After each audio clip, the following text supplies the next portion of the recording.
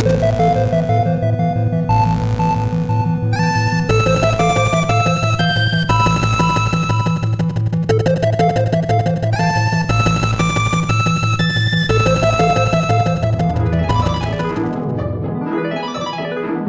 hello there, dear reader! Previously, I tried to tackle this glorious novel written by the late, to her deadlines, Lindsay Ellis, with a third book just recently being squeezed out and nobody noticing. Thankfully, we are going to continue with this book analysis, diving ever so deeper into every nook and cranny of this perfectly crafted masterpiece. And when I say perfectly crafted, I mean poorly done. Because if you remember from the first video, we gave it a 1.1 out of 10, with the extra 0.1 being from me having low standards. As a quick recap, we gave it a 1.1 out of 10 due to poor wording, a severe lack of tone, and an intentionally boring first chapter that seemed to have backfired. Our main character, Cora, is falling asleep as she rode through the freeway with her mummy falling asleep behind the wheel. There are CIA agents falling asleep as they chase them to result in nothing happening. We have a gay scene kid at the Kaiser building falling asleep as Cora runs to the bathroom to specifically not make brown bubbles. And we even have an alien crash land nearby, which was most likely due to him falling asleep as well. Welcome to Earth. Now we're in the second chapter, and all I can say is, get your pillow ready because you're in for quite a sleeper hit. But before we begin with further analysis, I must say that going over every single sentence is a bit overkill, when quite literally every issue I can find is repeated over and over and over again, when it comes to something like tone and syntax. The general plot becomes a big issue as time goes on, because I can sort of understand what the plot is in the first chapter, at least, what little there is. So, instead of going through a single chapter for 2 hours, again, I will instead spend about 10 minutes per chapter, and that way we can experience more of the story faster, while also seeing it at a little less of a magnification. Instead of going per page, now we're gonna go per chapter. Also, I needed one of those mental health vacations that author-tubers always like to talk about since the last time I read this bad boy because, wow, this was a crappy story. I mean, this book is one of those craps on deck that could choke a donkey. Oh, it's squidgy! Oh. I'm thinking of having this series be 6 parts. So that way we can see the 5 points of her structure, exposition, rising action, climax, falling action, and resolution, assuming that she had those in there. Before I get to the meat of the matter, I want to explain what I meant by the 5-act structure, and how we determine where one point ends and the other begins. Every well-written story begins with exposition, the explanation that establishes the setting and background for the future events to unfold. We can't have a plot happen until we know who the players are and where it's happening. So in this video, we will judge how well Lindsay handles its exposition and delivers it.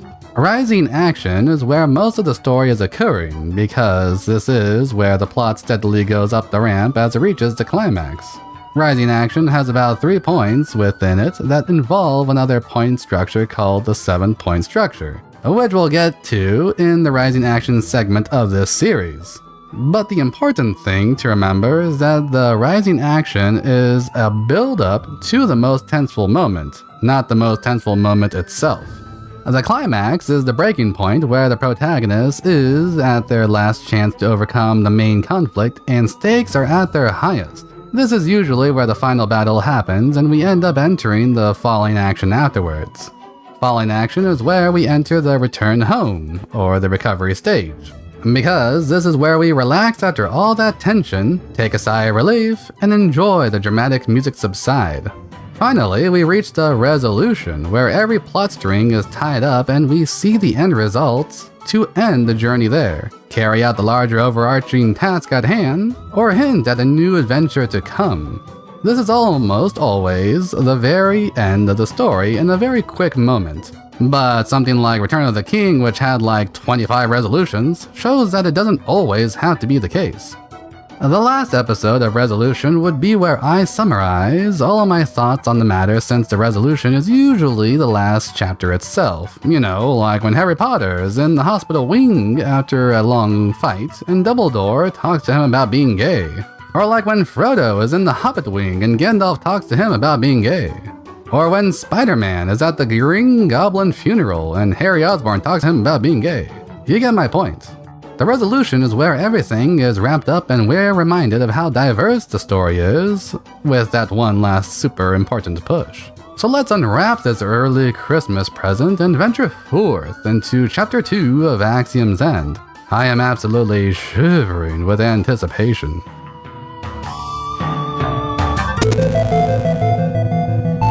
Chapter 2.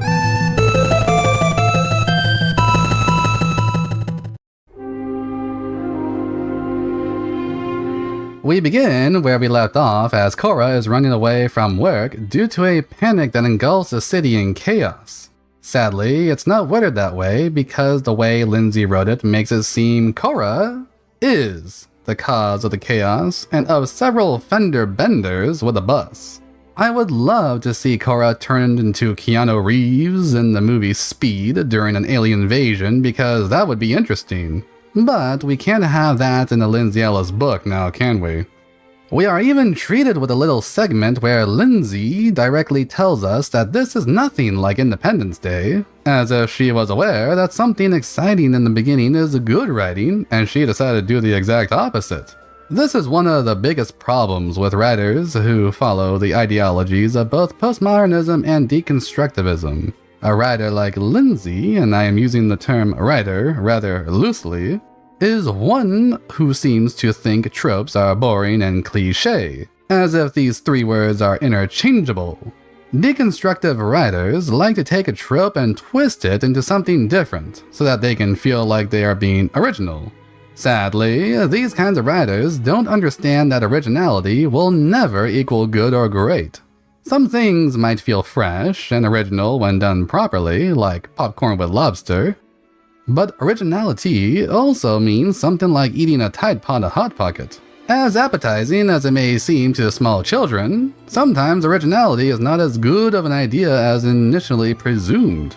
So when we have a trope of aliens invading with explosions and lasers, we as an audience enjoy it because this is a moment of awe.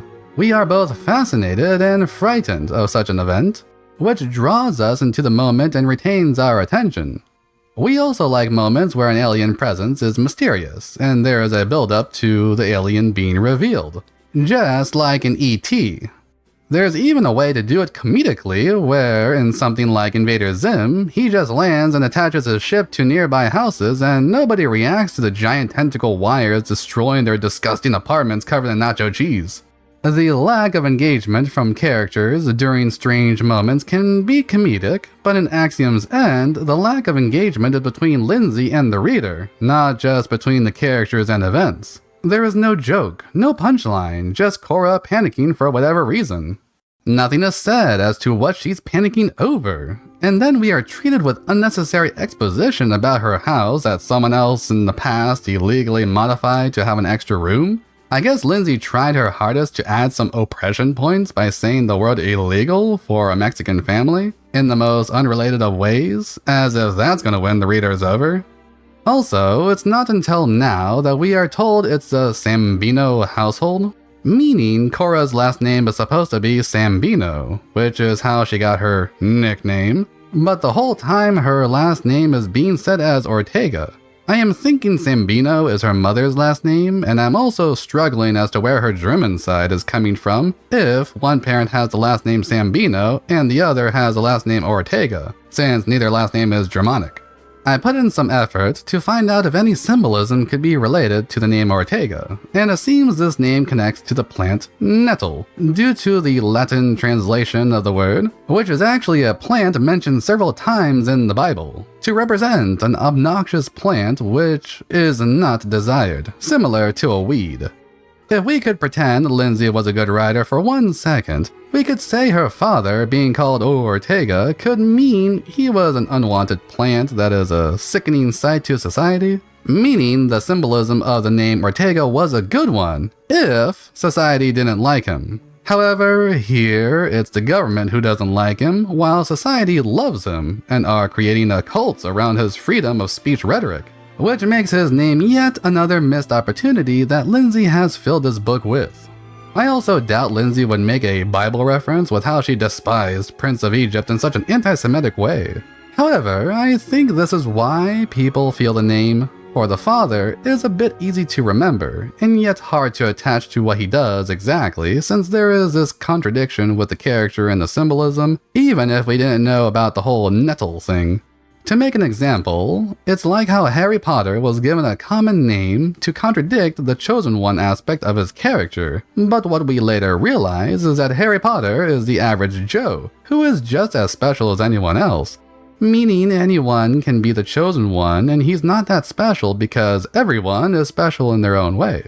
His name is easy to remember because of this intentional theme and symbolism. I know, it sounds a bit sappy, but that's how symbolism is done properly. Now let's get back to a book that does everything wrong, as we have Cora meet her two dogs, Thor and Monster Truck. As strange as this may sound, both of these names have the possibility of being symbolic, especially Thor, since it's named after the Norse god of thunder. Monster Truck, not so much, but it can allude to a moment later on where monster truck culture could be used to maybe crush something with the monster truck. Or we get something fun where the alien has a monster truck style landmaster to do something entertaining with this type of eccentric story. But as per usual, these characters are simply named that because Lindsay wanted to put a reference to one of her friend's dogs who was named Monster Truck. So, congratulations, Monster Truck the dog. You are immortalized into the annals of history with one of the worst excuses of a traditionally published novel to come out of 2020 since The Stars We Steal by Alexa Dunn. Although that book is a bit better since Alexa does know how to put a sentence together, she just has really boring subjects to work with. But don't let her shitty writing distract us from this shitty writing. I know it's hard to get through, but keep on boiling up more Mountain Dew because we're almost done with Chapter 2, Diarrhea. After meeting the only two characters of the book that I would not want to see get chucked into woodchipper legs first, we meet Cora's aunt Luciana, who is on the couch playing Cora's copy of Oblivion. A story referencing Oblivion with dialogue so ham-fisted that it might as well have Oblivion music playing while they're talking? How appropriate, in the most ironic of ways. What are you doing here? What are you doing here? I live here. How did you get home? Our antiquated public transportation system. Weren't you supposed to work until 6? Yeah, most of the windows shattered on the floor where I was working, so I just left. Really? I heard that happened in really tall buildings. Downtown is apparently a mess. You took public transportation? All the way from downtown? Yeah, did you not see my car out front? I think it's done for good. Oh my goodness! This is so engaging. Not. Well, at least we get told that Monster Truck is a pug, as if that wasn't derpy enough. Also, can I just add that I don't mind if something is quirky? I actually love quirky humor like in Warehouse 13. Warehouse 13 is in fact one of my favorite shows, and I would love for Claudia to shove her feet in my mouth after a sweaty workout. But quirky doesn't work if the characters have boring personalities. Quirky is about being peculiar. In the show Warehouse 13, we have Pete loving cookies to the point where his ringtone is the Cookie Monster song. This doesn't work as a quirk if he never says he likes cookies, and simply has a Cookie Monster song as his ringtone. And to make this worse, why am I explaining this to the nostalgia chick? Isn't she supposed to know this already after being a movie analyst and a reviewer for the quirkiest of quirky channels, Channel Awesome? Aren't they all supposed to be quirky there, or is this just a movie reviewer magic? Hello, Earth to Lindsay. This is a product that you expected people to pay for. I feel like I should be paid just to throw it away. Well, the story continues with Cora thinking her aunt might be a body snatcher, as if half of her audience would get the reference of a movie from 1955, which was later remade in 1978. I get it, she's from the 80s, maybe this was on TV and there's a meme about it, but I doubt most of her audience knows what a body snatcher is, let alone understand the context of this moment. Yet again, the idea of a reference goes over everybody's head because Lindsay isn't good at theme, and this reference is as forced as a female circumcision. However, points given for a name drop that has something to do with aliens, unlike Oblivion and Soul Calibur, which are both fantasy games, trying to invade a semi-sci-fi novel. Also, don't tell Lindsay, but Soul Calibur has a lot of beautiful dames in it that are designed to appeal to the male gaze, especially Ivy and Taki. So I think she is treating this game as an evil thing to defeat, rather than the game she wanted to use as a positive reference. 2 bits of advice for you, dear reader. 1. If you're going to mention media in your media, have it connect with a story instead of juxtapose it, even if you're doing a postmodernist story. 2. If you're going to mention something that has beautiful women who are designed to appeal to the male gaze, don't be a feminist who demonizes the male gaze first and foremost. Korra tells her aunt that a second celestial object fell from the sky near the previous one from a month ago, aka the one ampersand was from. Remember, ampersand landed a month ago, and this new celestial object is whatever the name of the villain is. I honestly don't remember the name, and I guess we'll find it when we get there. It's going to be probably near the end of the book, around the area where the plot shows up, so buckle up for when that happens. Now, here is something that's going on. We're told that days after the Friedma memo was released, something called the Altadena event had a CIA codename. I assume Altadena is where the even more previous alien landing happened, because ampersand landed in Pasadena, which is near LA. But if this is a new event that Lindsay is dropping without any context, then this bitch is asking for way too much from her audience. Look, I enjoy playing Xenosaga. That game has tons of terms that need a glossary in every game to keep track of what they mean, and even that is still more understandable than this garbage because there is context added to these terms. They aren't dropped carelessly like I assume Lindsay was when she was a baby with a soft skull. Advice to you, dear reader. Jargon is only understood when we are given the context. Saying the name of a place without saying where it is doesn't help. Even if you assume we will Google something, simply saying Friedma memo or it had a CIA codename doesn't give us an idea of what it is. Put meaning behind the jargon, or at least some context to what is being said.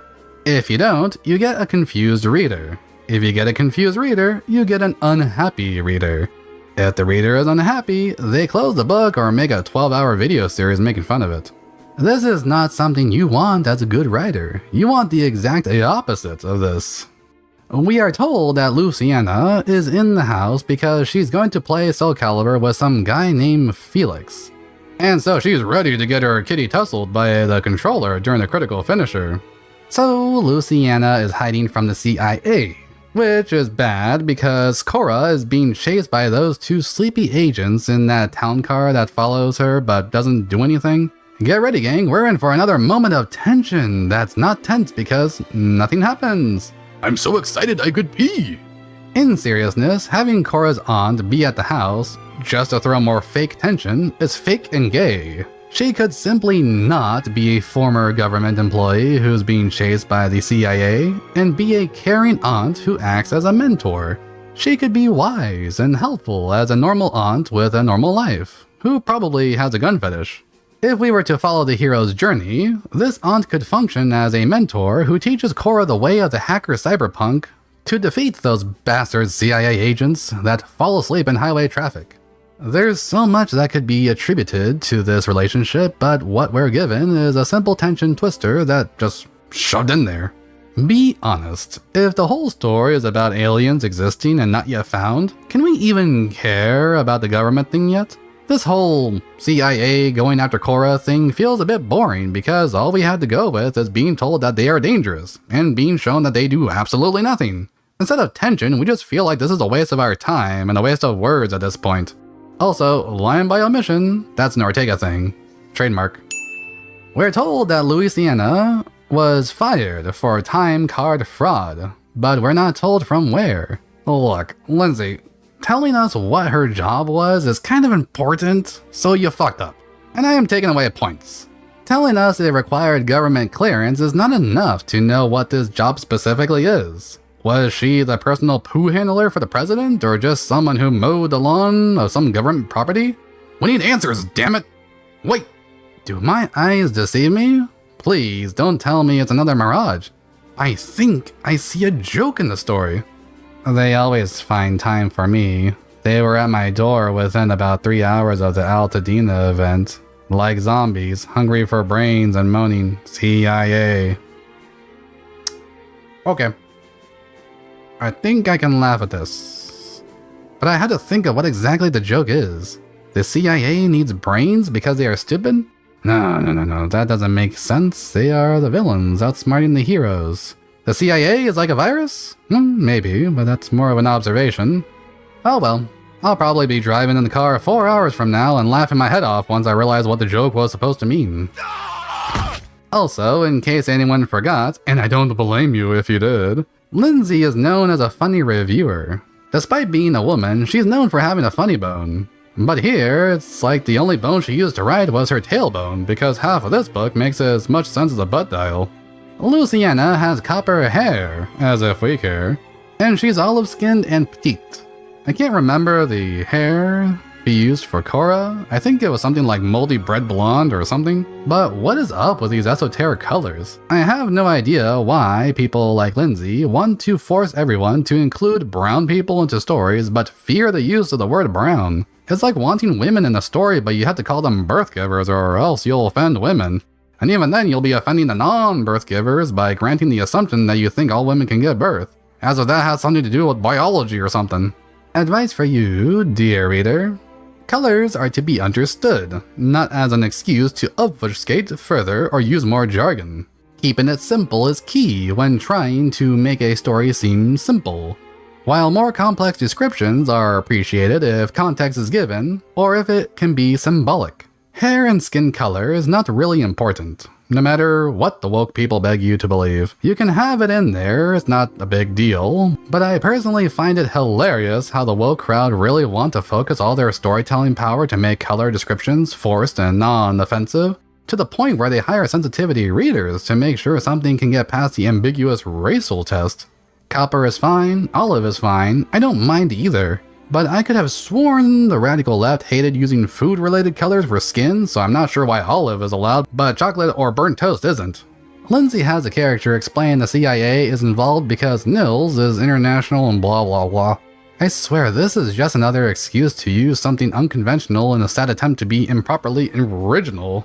With the way Lindsay handles conspiracies, I can imagine Cora getting addicted to the crack the CIA implants in some fried chicken later because she's an oppressed minority after all. Or would that be an opioid because she's a white woman? Ooh, there are so many choices. He's a malignant narcissist, said Louisiana. He'll use anyone or anything to bring attention to himself and his agenda.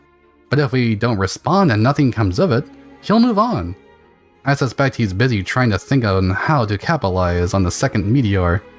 He's probably already forgotten about his think of the children angle.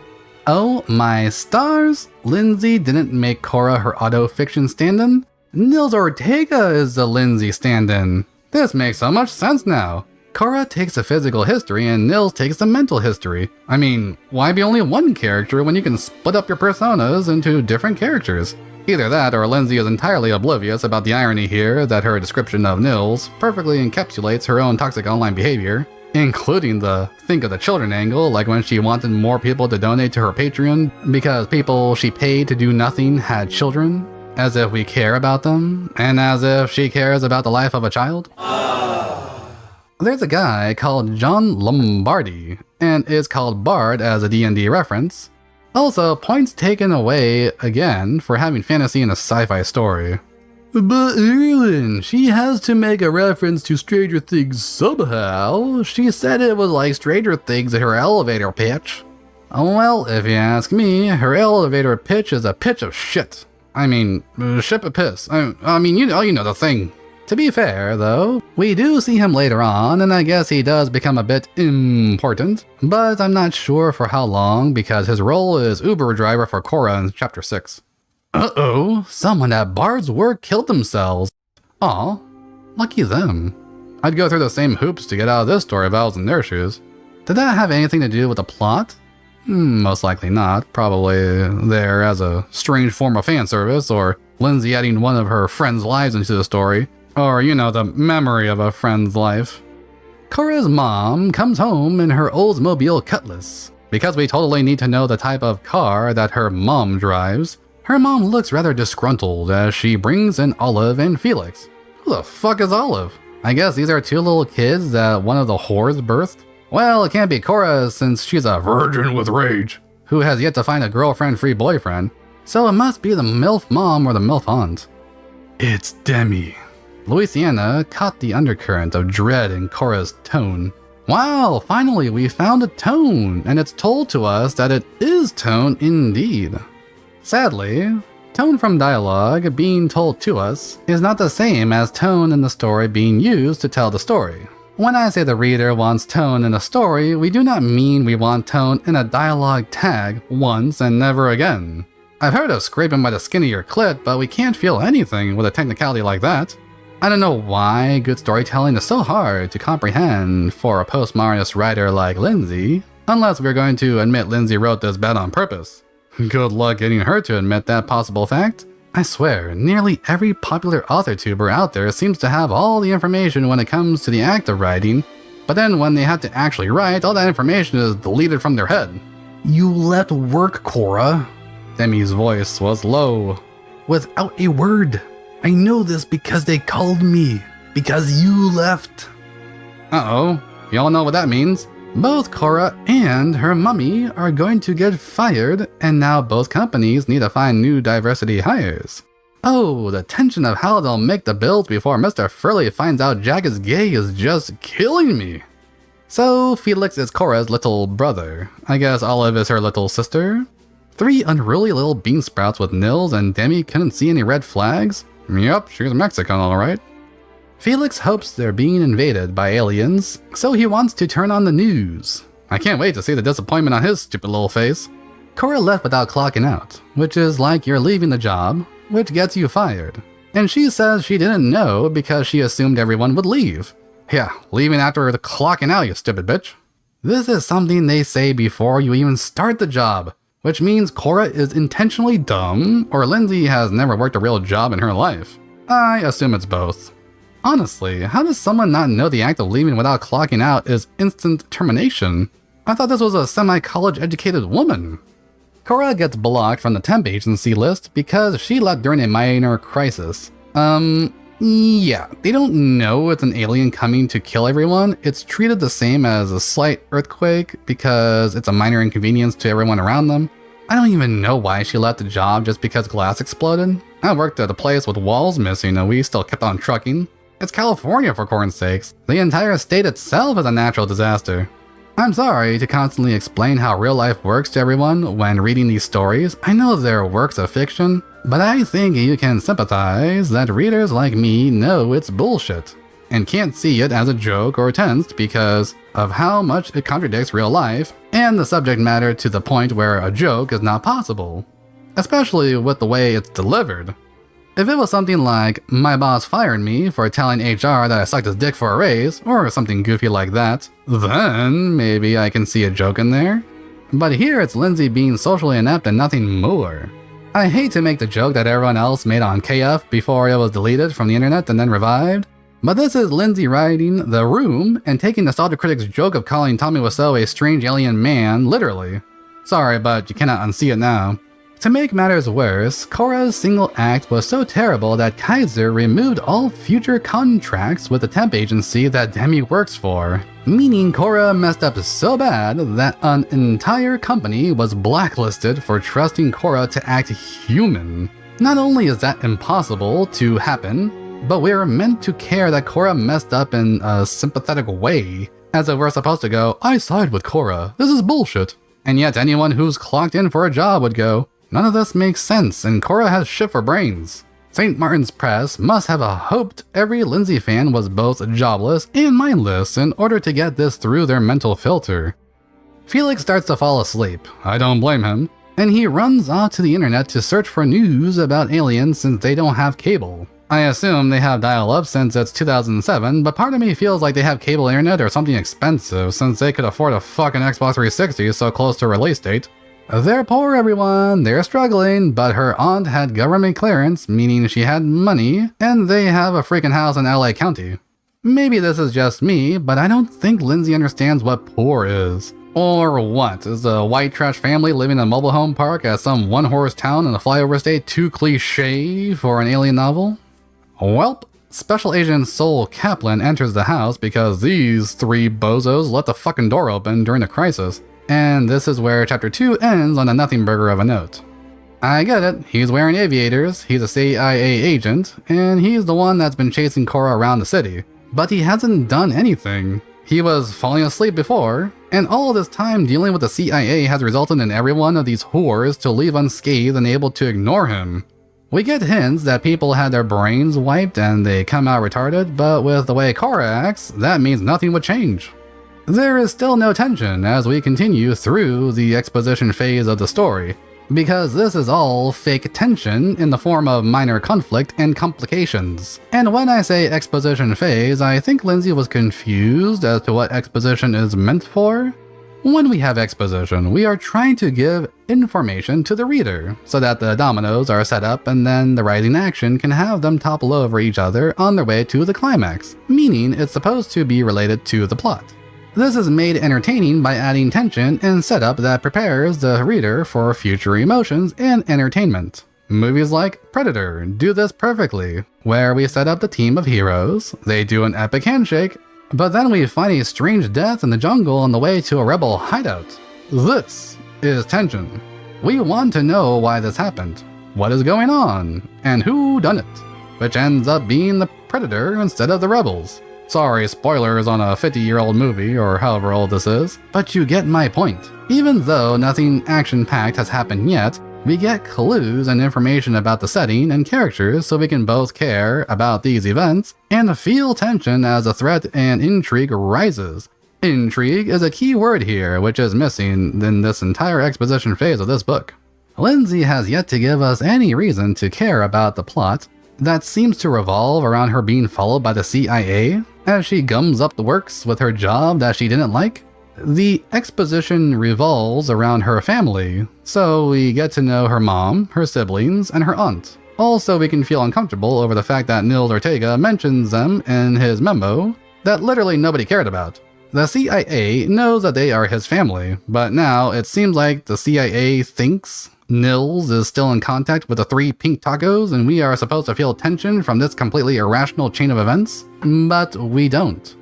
We don't care to see further because we know there isn't a threat. Nothing will happen, and the worst to come is maybe an unexpected nap, which happens twice in the exposition phase, funny enough. The lack of a threat from the supposed threatening force causes us to not care.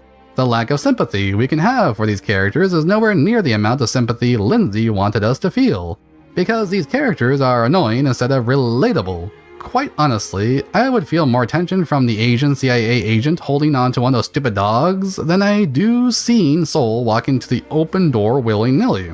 Speaking of, why the hell didn't the Asian one appear here? Could it be that he was included in the first chapter for absolutely no reason? We'll probably see him later on. Just kidding, we don't. Chapter 3.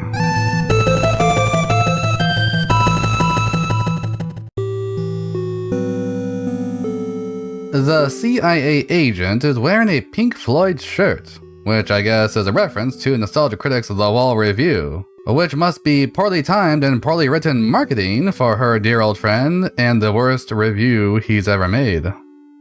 Sol, he said, Special Agent Kaplan is my father. He laughed, indicating to Cora that he meant that to be a joke, but it didn't have the tone of a joke, like he wasn't practiced at joking. Get it? The joke is not funny, and she has to tell you there was not a funny joke there, to let you know there was a joke there. Isn't that hilarious?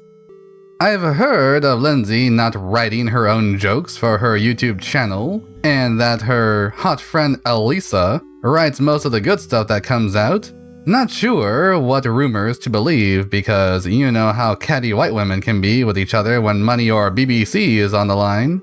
The Lovecraftian Cthulhu Twilight satire Lindsay, Elisa, and Nutella wrote together, called Awoken, for anyone interested, was way better than any of this crap. It wasn't great, I wouldn't read it on my own accord, but it knew what it was, and it had spunk. This, on the other hand, is just overpriced gunk.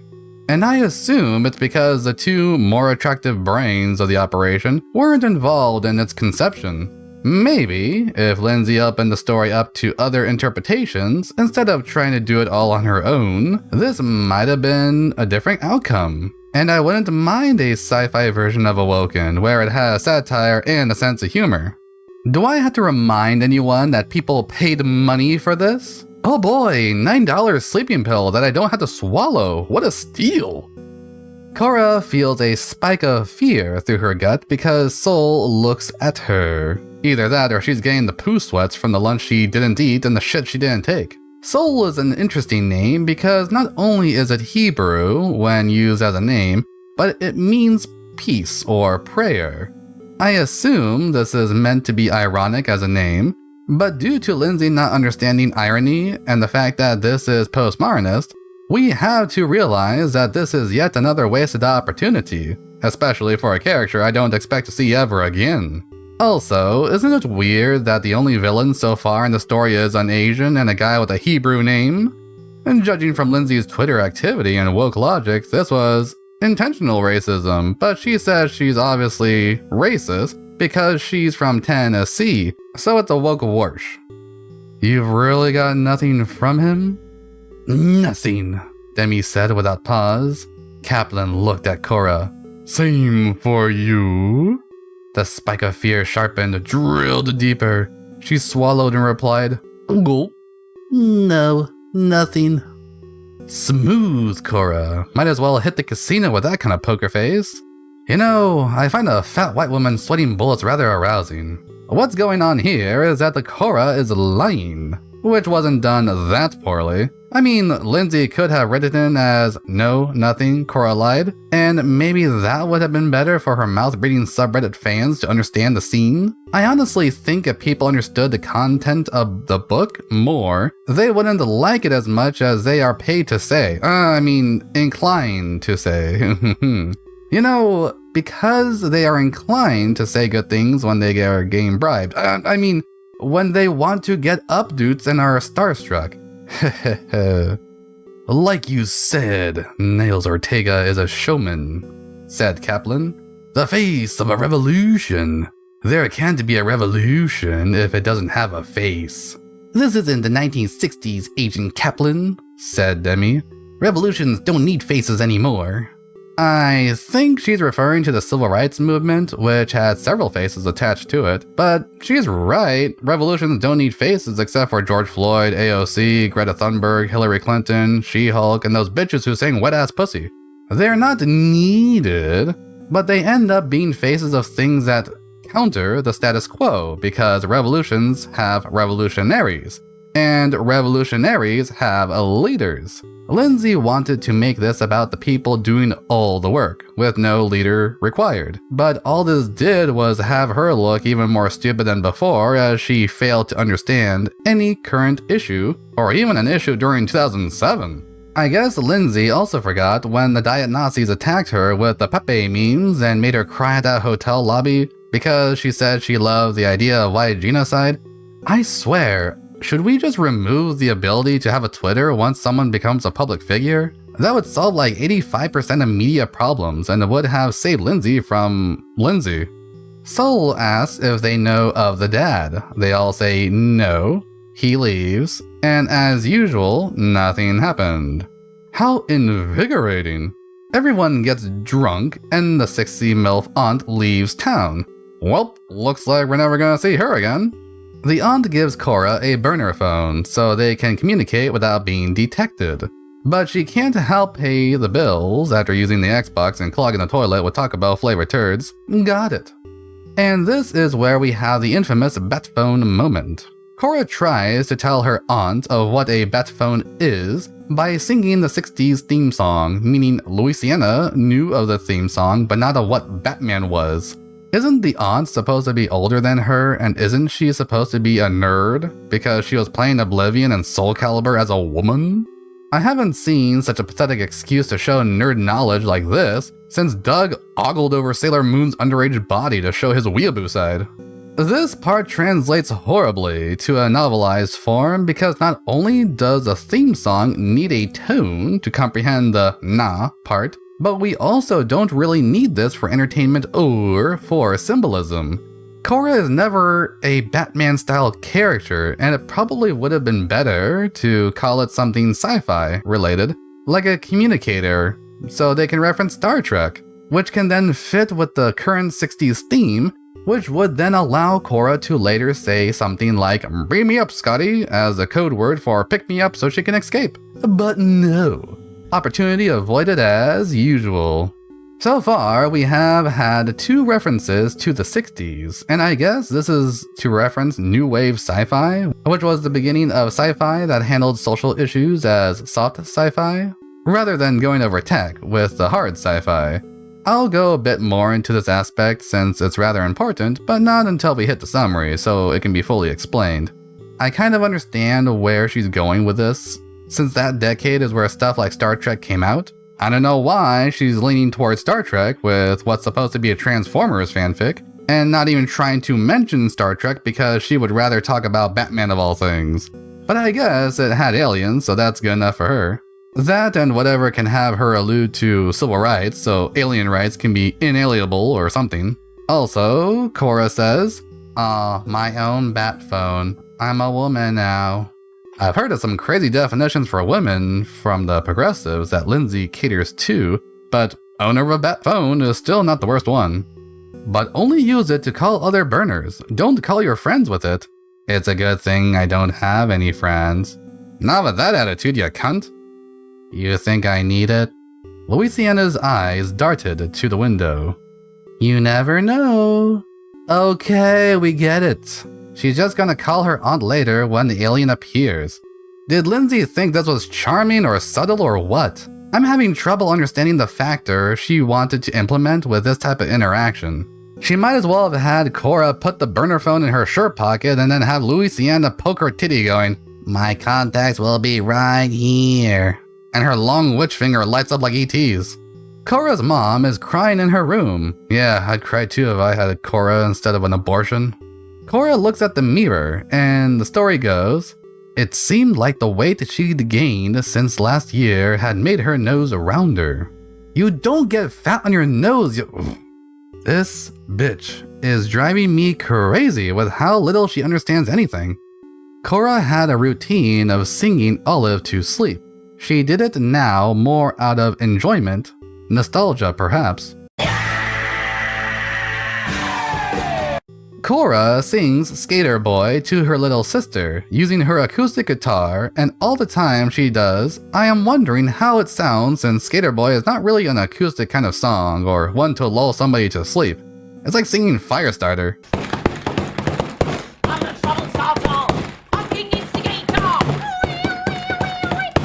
Avril Lavigne, okay, not too bad for 2007, about 5 years off of Skater Boy, but like I said before, name dropping something and then that thing still exists after the fact, and not really determining the time period makes it so the reference flops.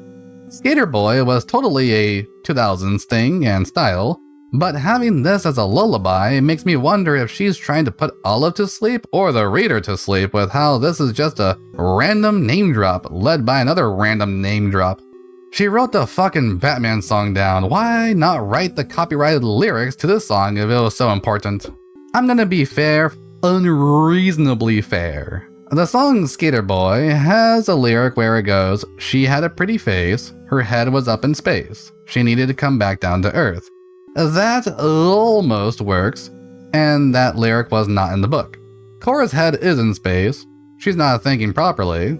She does need to come back down to Earth, yes. Maybe she doesn't have a pretty face since she's so fat her nose gained weight.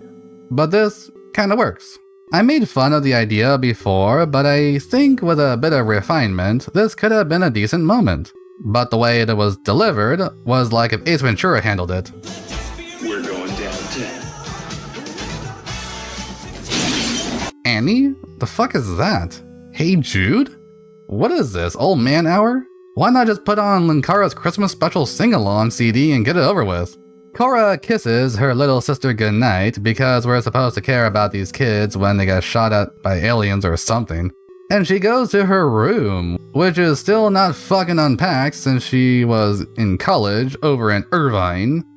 I don't think it's mentioned how long it's been since she's out of college, but she's had this job for at least one day, meaning she's had to have been home for at least a week since her 2 years of college before she dropped out.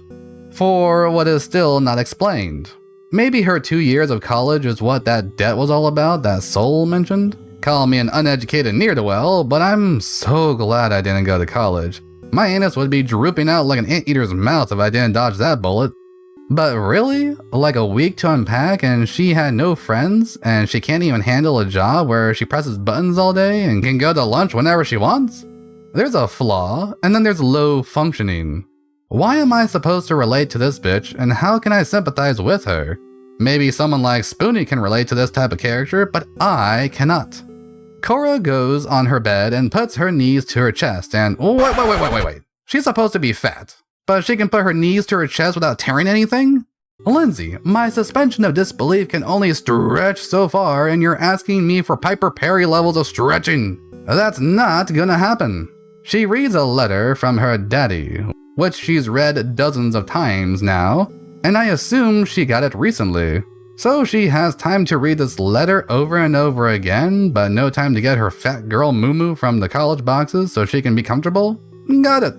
Albolita says you've gone to UCI and are studying linguistics. I don't know much about the language science department at UCI, but a quick Google search tells me they're one of the best. What does one do with a degree in linguistics these days? Now's a good time to be in school, but the entire world economy is about to crash. Finally, some foreshadowing, and it is about the hamburger crisis. I can't wait for that to become part of the plot. This part also reveals that Korra studied linguistics in college for 2 years before she dropped out. And Lindsay said in her Q&A video of how Korra being educated in linguistics doesn't mean she's supposed to sound smart. Well, a linguist is not a translator, first of all. Those are two very different things. But the main reason I had her have a very rudimentary understanding of linguistics is I wanted her to be able to put words to just how little we understood and how, for the most part, the study of human linguistics doesn't really apply to alien linguistics. I mean, for me, I assume people in college would be learning English while learning their major because they need credits or something, but what do I know? I'm not a college student, and I'm not traditionally published. Obviously, Lindsay knows better than I do. She was hired by PBS and stuff. The letter was sent 2 months ago, and Korra was on an academic probation. Does she just leave everything? I swear, this bitch is the ultimate rage quitter, but don't you dare say she relates to Lindsay in any way, because Korra is Mexican and Lindsay is whatever type of white woman she is. Irish or whatever. You know, I heard that she's Irish, but I don't want to believe that, because I actually like Irish women. Her dad sounds understandable near the end of the letter, and I am rather confused as to how the reader is meant to feel with this. He's saying he left the family for a greater life for both of them, and for the world to be a better place. Okay, like a superhero, he's admirable. Dean did that in Supernatural, the family didn't hate him for that. But here, Korra is like, don't even call him dad. And Demi scolds her smaller mistakes for calling Nils dad, so I'm not sure where the anger comes from.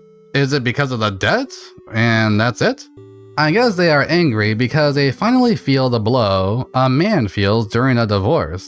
Even though it's California and both sides get half of everything, but if they didn't get divorced, maybe that can explain the debt? Either way, it feels Lindsay messed up again by assuming women get the male treatment during a divorce and use that as something we're supposed to sympathize with. Sadly, people like me simply go, "Welcome to our world, bitch." It had seemed at that time that he was in the wrong, that he was a career failure, and that Cora was the bright one with a promising future. With the way Cora acts as an adult, I doubt anyone saw any potential in her when she was a teen. Either that, or this is Lindsay's warning to everyone that college makes you stupider, and men divorcing women makes the man more successful. If that's the case, Lindsay makes a pretty good MGTOW. She returns the letter to her father by returning it to Germany, which she got from the return address. I assume she put it in a new envelope, but it's not stated if it was. And to be even more stupid, she goes outside while it's raining, because before we had a beautiful LA sunny day, but now it's raining. I hope it's acid rain and it melts off this bitch's stupid eyebrows. But then something happens. Finally, actual tension. Sort of. We have something watching her from an abandoned house nearby, and all I can say is, it might as well be a spooky ghost with how much fantasy she applies to this fucking sci-fi story. Assuming it's a human instead of a wild animal eating some homeless crackhead who OD'd, Cora goes out to investigate without a flashlight. If you're gonna be cliche, at least go all the way, you stupid... She assumes it was a big white cat, after some passing lights blind her. Because, has to be a white cat, I guess. Can't be a marigold tabby or a sandstone ragdoll, just has to be a white cat. With people, she calls them copper-headed, and with cats, she just says white. Got it. Fucking speciesist. There couldn't be any meteor-related beings in the suburbs snooping around here looking for Nils, because there was no way her luck was that bad, right? There was. Just say alien. I swear to God, it's an alien! If you're going to tell us how terrible the event to be unfolded is going to be this bluntly, just say, couldn't be an alien, right? Yup, it was a dang old alien, I tell you what. I swear, I am sick of seeing this lazy foreshadowing from author tubers. And Daniel Green, you did this too, so wipe that shitting grin off your face. Every time an author tuber does this, I can safely say all of their writing advice is null and void. This is the worst type of writing that even children find out is cringy. How did this get through an editor? Advice to you, dear reader, don't tell the reader something bad will happen directly. Use foreshadowing with symbolism to show it indirectly. If you want to foreshadow, use symbolism to create a mirrored event. It's that simple.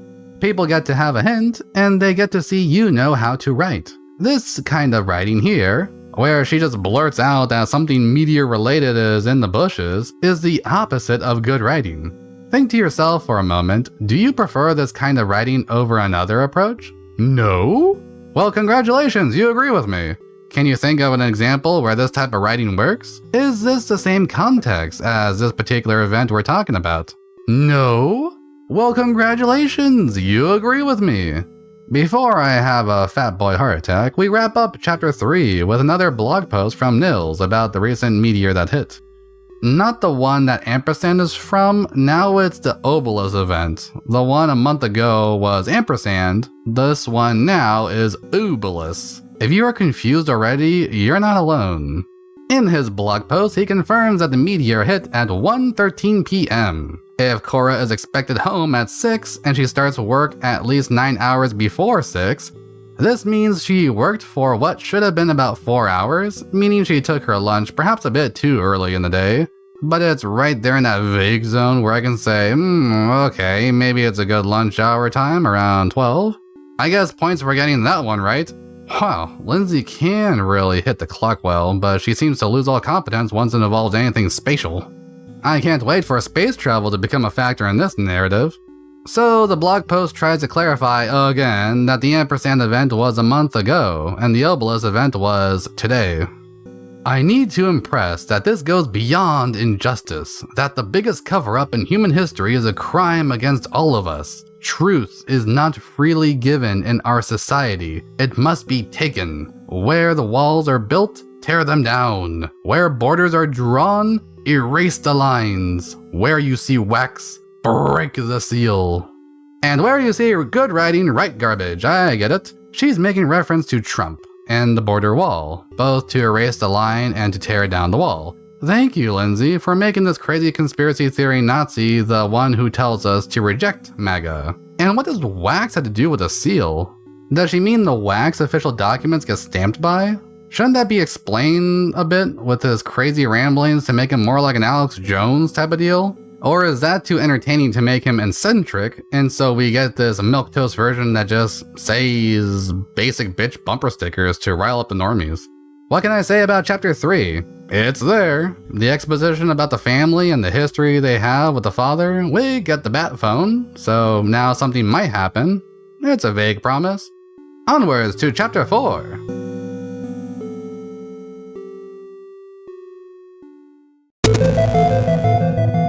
Chapter 4.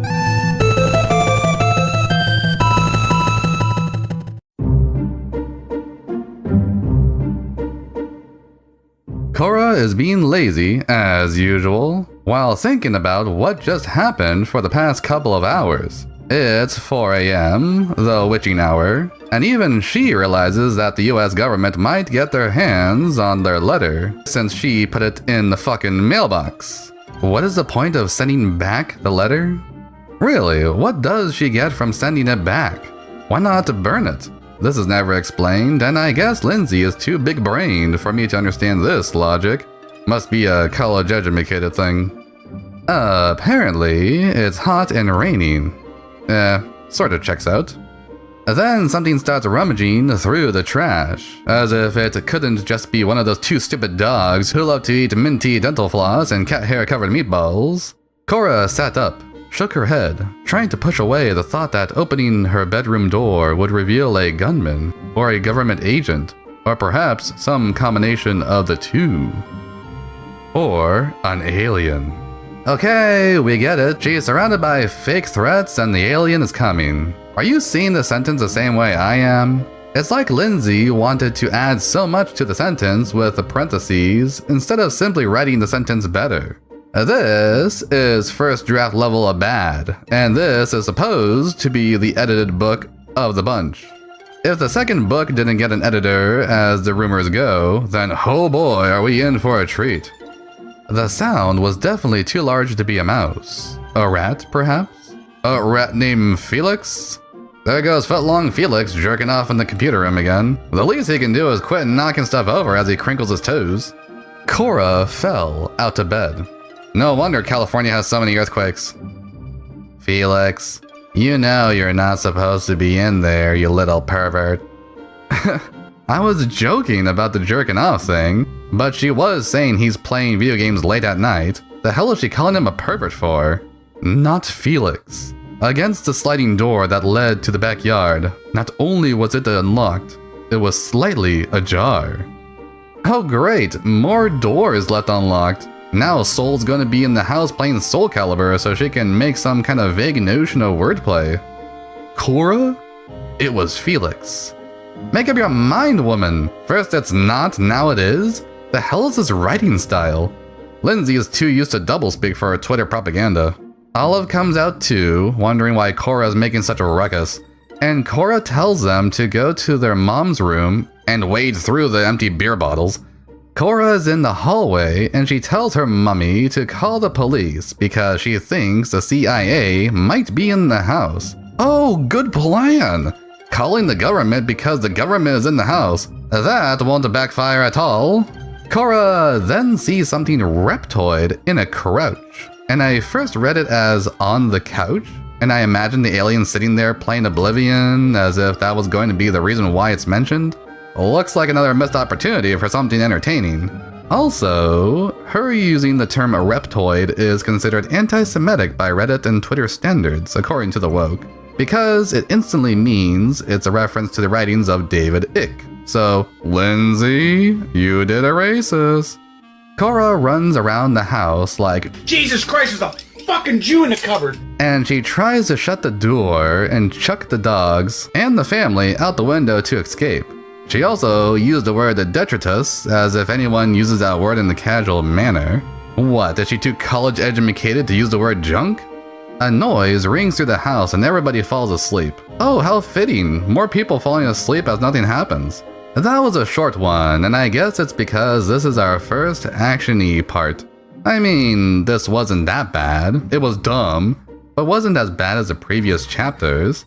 I would even say it's the best chapter so far, which could earn a 1.5 instead of a 1 for this particular chapter. It works. It got the job done.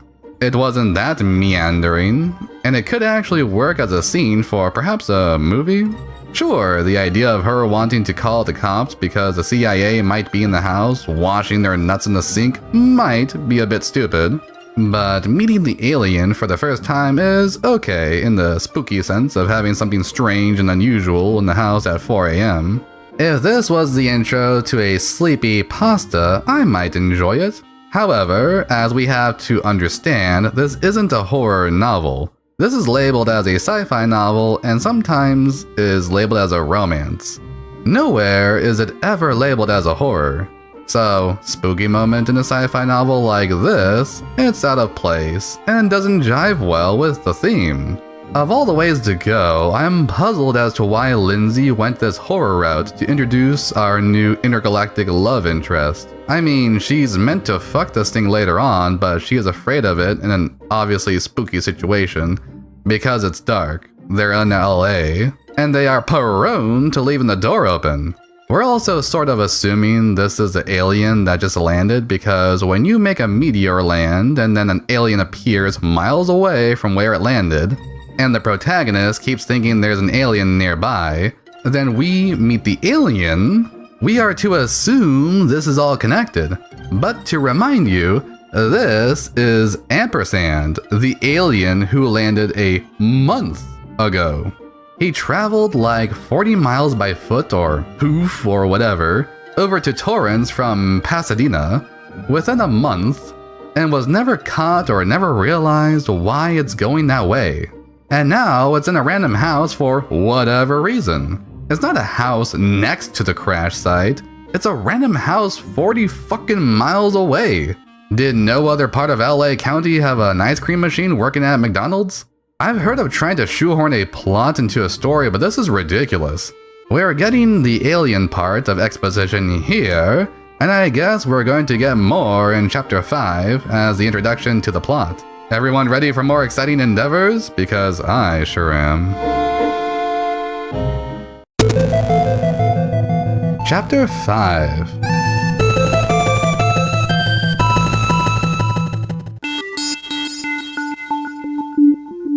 As Cora slept through the invigorating event, her dogs are still awake, probably unaffected by the burrito blast Ampersand let out in a panic. Monster Truck was awake and alert by the time Cora regained consciousness, snorting bravely in Pug.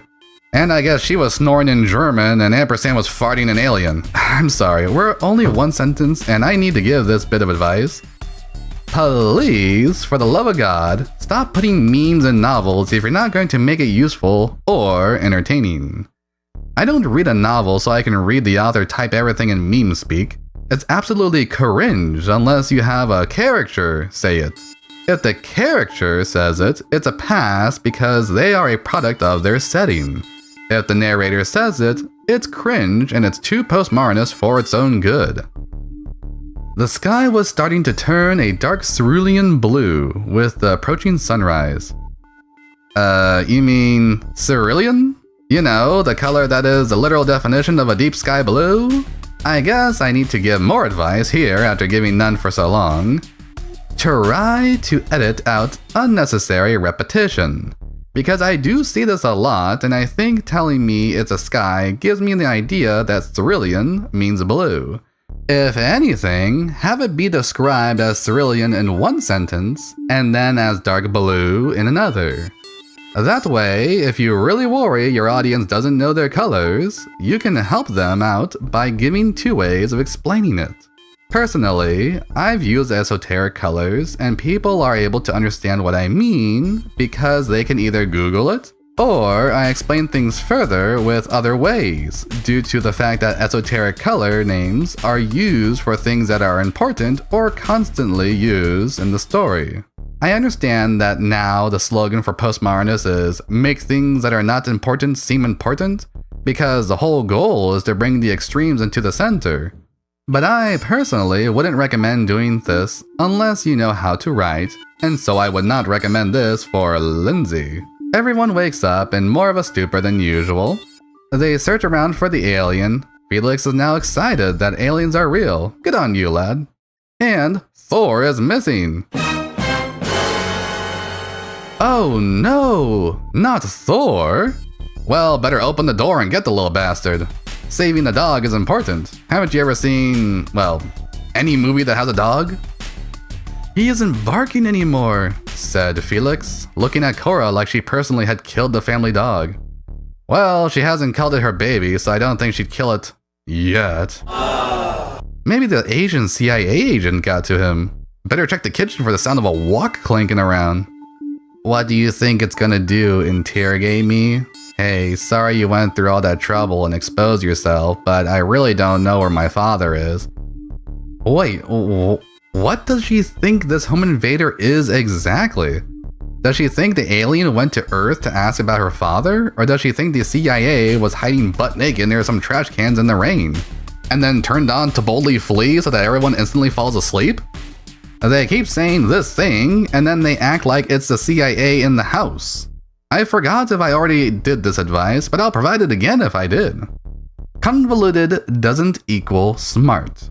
I understand people watch stuff like Death Note and Sherlock Holmes and think they can do the same kind of complexity, but it takes practice to get the idea of storytelling down, and I do not recommend this kind of chaos to be done by either amateur or pro. We like things simple. What if it's after Luciana? Yes, the alien traveled across the galaxy by ship and 40 miles by foot for the aunt that left hours ago by car. Flawless thinking, footlong Felix. Cora tries to climb out of the window to go look for the dog, and I can imagine more fake tension gets added as she gets stuck in the window Bing Bro style. At that moment, she was more concerned with her dog's well-being than the broad, sweeping philosophical implications of the existence of extraterrestrial life, or the even more profound implications of Nils's life work and reason for abandoning his family in the first place being completely validated. See, dog moms, Lindsay understands you. Of course you ladies would agree that the furry crap factory that dies faster than current trends is more important than globally relevant changes. They argue more as Cora tries to squeeze through the window, and her family tries to pull her back in by her onesie butt flap. You know, that might be cool to have this in a movie, so that all we see is the outside view with Cora's titties hanging out of the window and her family behind her looking like they're ramming her as a group. Then probably having the person walking their dog watching it with a question mark boner. Cora trots around the house to look through the windows, seeing the computer all smashed up. I assume the lights are still on, it's just that the phones don't work. But if the lights are on, she would have had a clear view of the alien, but she didn't, so the lights were off? So how does she see the computer smash from the window? It's an approaching sunrise, and they've had this alien free to do whatever it wanted in their house for about 2 hours. It could have had a royal shit, shave, and shower by the time they got up. Maybe this is just me, but if I've had a strange man or alien in my house, and I was knocked out, the first thing I would check, before looking for a fucking dog, is to make sure my orifices are all intact. Cora gets on her peach Disneyland hoodie, because get it? She's the Disney reviewer girl. Then she realizes the alien must have gone through the front door that was wide open. Yeah, I can assume that's what happened. It happened before with the CIA guy, why not have it happen again at 4 a.m. because it's not like there are women and children in a major city on the bad side of town or something. Cora meets up with the family and tells them it's safe to come out. Well, if it was 2 hours of them sleeping and nothing happened, there's no reason to be this thorough. Why can't they be this anal about checking the damn locks on the front door? I swear, has Lindsay never lived in a bad neighborhood or a poor area? I'm honestly wondering, since she thinks people who live like this would forget to lock the door or even close it. What hideous lies movies peddle, she thought. The idea that dogs survive home invasions. Oh yes, because it's boring to have the dog survive. It's much more exciting for the protagonist to search for the dog at 6 a.m. in her pajamas, because that's realistic and realistic means good, right? Advice for you, dear reader. Realistic doesn't mean good. Just because searching for a lost dog in your pajamas is a realistic thing some people may do, and just because a dog dying might happen, doesn't mean it's a good thing or even entertaining. She goes to another street and, oh goody, the dog is alive and sniffing someone's yard. A rich neighbor's corner yard, to be specific. I guess the dog has never smelled wealthy grass before. I also like how they live in a rich neighborhood, but they are supposed to be poor. Why can't Demi and Cora just do as they do on the Discovery Channel and clean rich people's toilets for a living?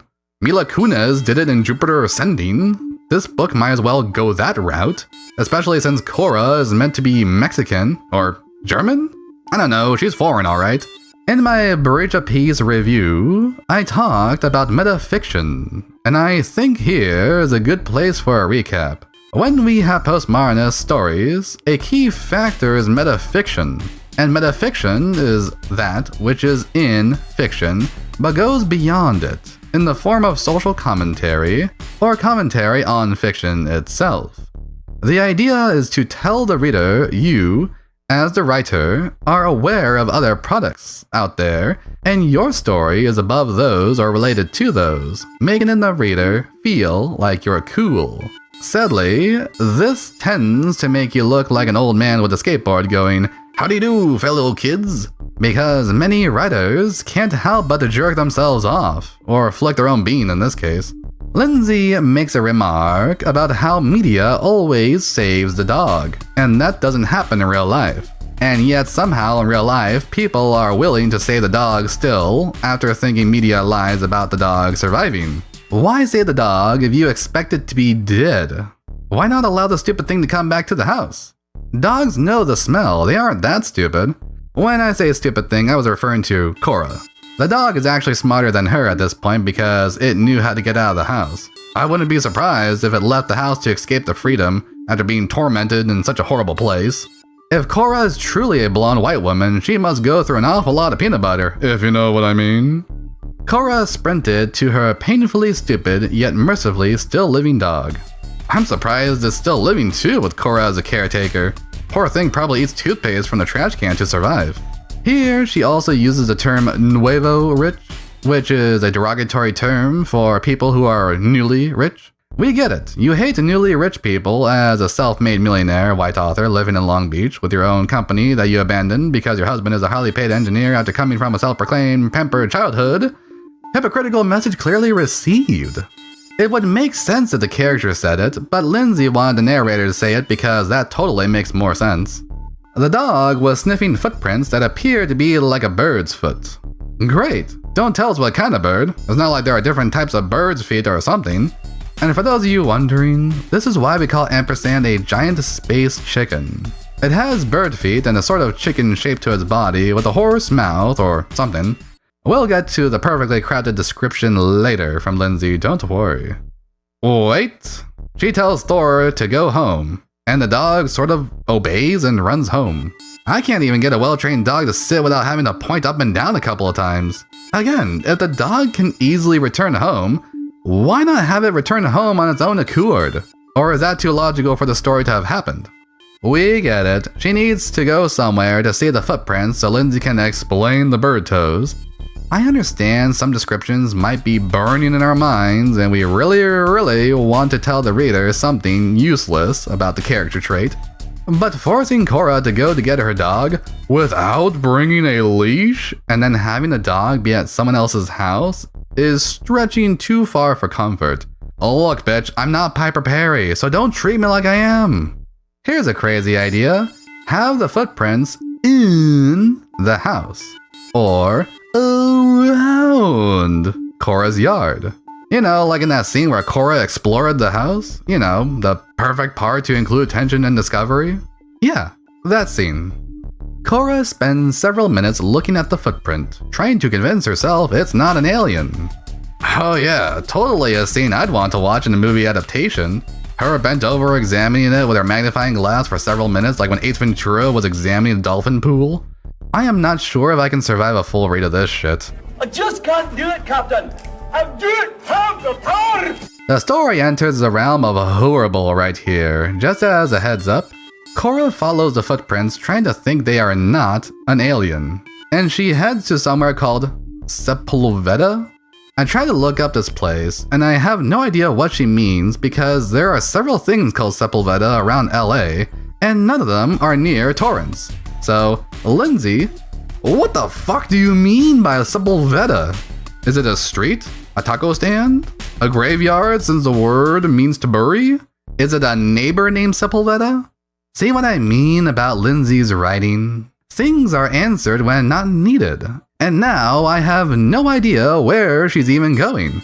How far is the house now? Is she near Pasadena now? Is that how this goes? She followed the footprints 40 miles all the way back to the ship? On top of that, now we have black SUVs heading to her house, and the first thing Cora thinks of is the letter she put in the mailbox.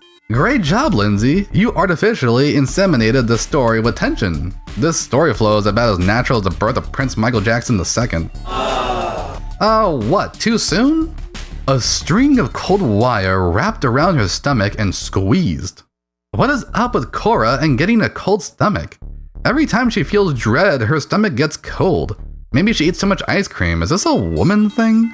I understand face gets hot, stomach drops, balls in the throat, diarrhea sprays, you know, things that people feel when dread of a circumstance you don't like is approaching. Cold sweat, maybe that makes sense. But cold stomach, learn something new about bad writing every day. Forget alien home invasions. What would they do if they had found out she'd lied about Nils never contacting her? If the government finds out she lied, she's gonna get grounded for a whole week. I want no playing, no reading, and no thinking about fun stuff. You are being grounded. Good God, I'm at the edge of my seat. She tries to call her mom, and it goes straight to voicemail. Good job, Demi. I would do the same thing if Cora tried to call me. Then she tries to call the house phone because she forgot that it was out. Maybe do some smoke signals, Cora. You should be close enough and it'll fit with the theme. So get ready for this. Previously, she was getting near Sepulveda. Now that she's heading back to her house, she is heading back to Sepulveda. Then she has almost reached Sepulveda and didn't see any more men in black heading her way. So again, what the fuck is a Sepulveda, and how does this determine the geography? I swear, this bitch is making the joke about how women can't read maps less of a joke and more of a statistic. Also, Men in Black is capitalized, so can't tell if that's a trademark issue or if she thought the Wikipedia article was wrong and how the term was lowercase. But here's your reference, I guess, Men in Black. Yay? She did like 12 videos on the movie series, and this is the best that she has to offer? I guess the mental wipe is there, but you know, maybe I'm judging it too soon and too harshly. Demi answers the phone, and they go back and forth in a hectic way, trying to not be specific with anything because they fear the phone is tapped. I guess any excuse to be vague and poorly written is a good excuse. Keep 'em coming, Lindsay! Seems like the CIA got to the house first, and Cora stands in the middle of the road like a turd that won't flush. She thinks if she should go home or go to some random place instead of stay put, like her mom told her to. Apparently, there's a marsh near the street she's at. Lindsay, this is Southern California. There's no water. Don't fucking lie to us. But jokes aside, there's a marsh preserve in Torrance, and finally I find out what Sepulveda is. She's referring to Sepulveda Boulevard, the long-ass street right next to this preserve.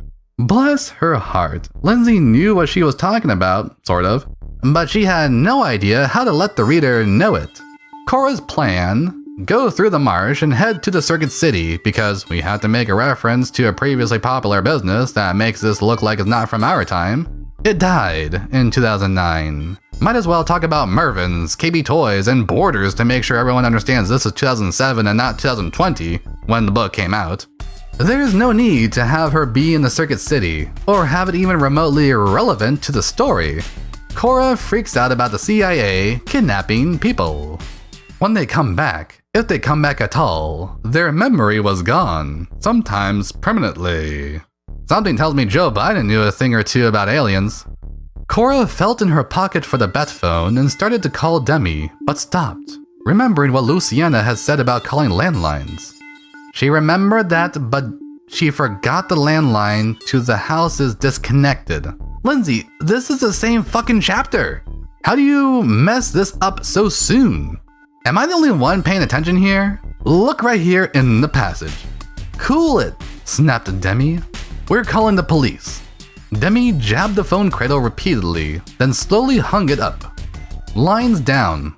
Cell phone's dead too, said Felix, holding up Demi's cell phone and impotently mashing the power button. So the cell phone was dead, but she called her mom anyway, as if that makes any sense. Am I missing something here, or is anyone else as confused as I am? Cora calls her mom again because she doesn't know what to do, and I guess Lindsay didn't know what to do for this chapter either. Demi says she's fine, but something is off because Lindsay writes, "Then she was silent, as though on the other end of the line there was some maniac with a gun to her head. And then Demi says, Run.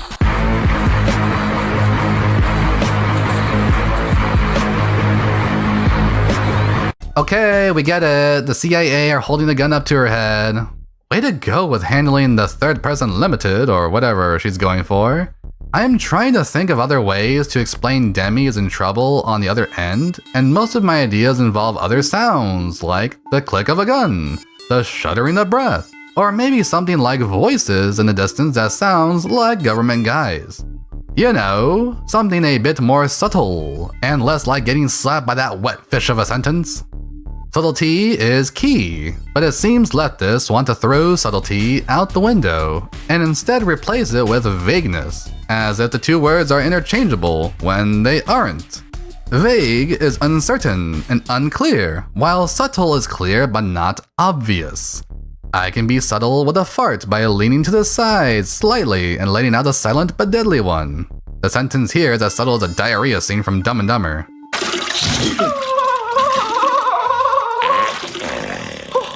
Cora does a fat girl run into the marsh and can only hear sounds because her eyes stopped working as she panics. Makes sense to me, what's your problem? This is a little writing trick people do to make an action scene more simple. Sometimes I see this in war novels where someone gets a battle high and loses track of what's happening, and suddenly they're in the next scene as if action stuff didn't matter. It's a way to keep the reader in the scene, but not in the moment, because the moment needs details that are too encumbersome for the writer to bother with. What if it had an infrared camera?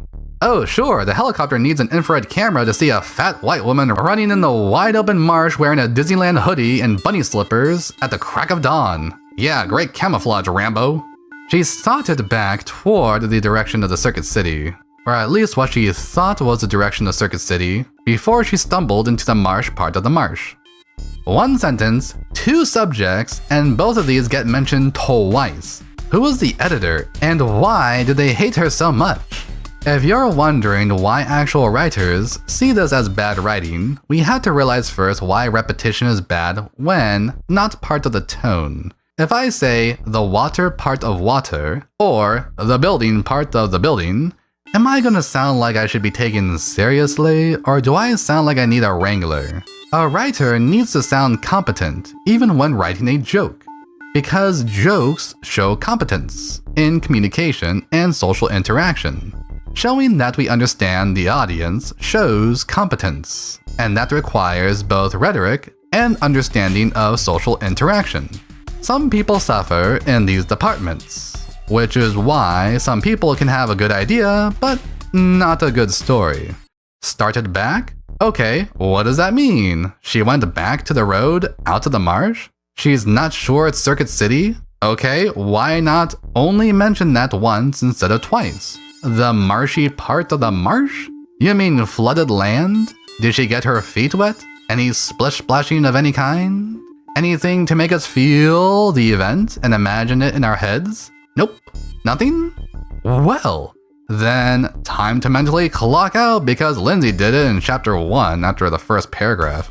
I do have to give her credit though. She does have some egrets looking at her and then fly away. Finally, something slightly amusing.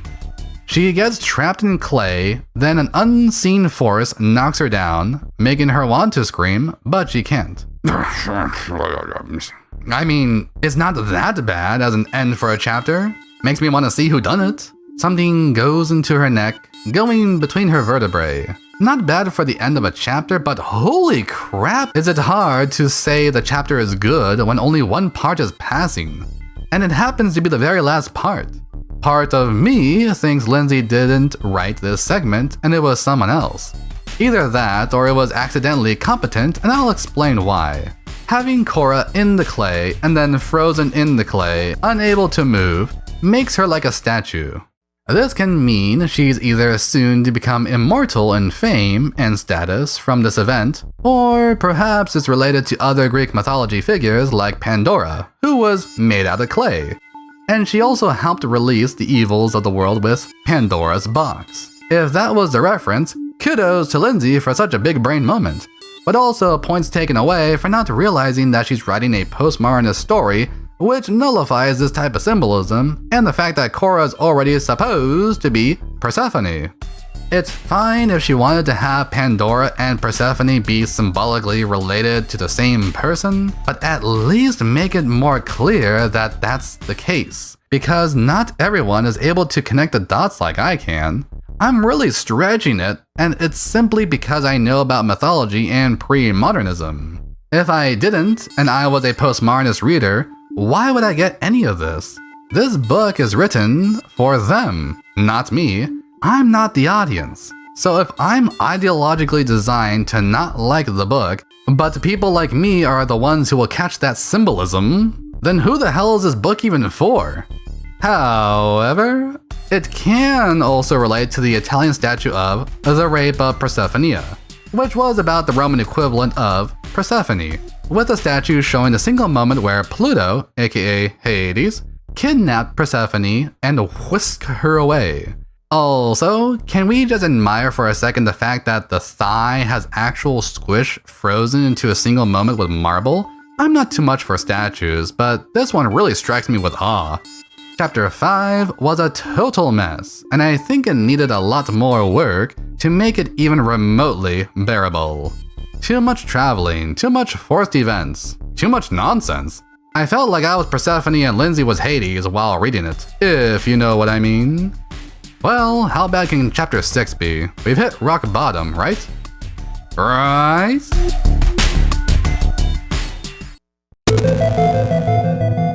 Chapter 6.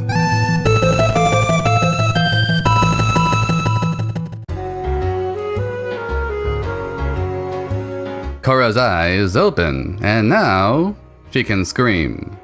She also breathes hungrily, whatever that means. This bitch can't stop thinking about food even when simply breathing, huh? She slapped her hand on the back of her neck where she'd felt the pressure, feeling a sticky, warm substance. Maybe it was a Bigfoot jerking off on the back of her head going ooga chaka, ooga chaka, ooga chaka. Jokes aside, this sentence is worded terribly, because she put felt, and then right after put feeling, as if these were two different situations just because pressure and the warm, sticky, salty nutsack substance are different. Just say she felt pressure before, and what remained was a sticky, warm substance. Or whatever you want to put that sounds better. I expected this kind of writing from a teenager who's never read a book before, not from a media analyst who had her job for over a decade be where she literally corrected media when it's done wrong, and she went to college for such a job.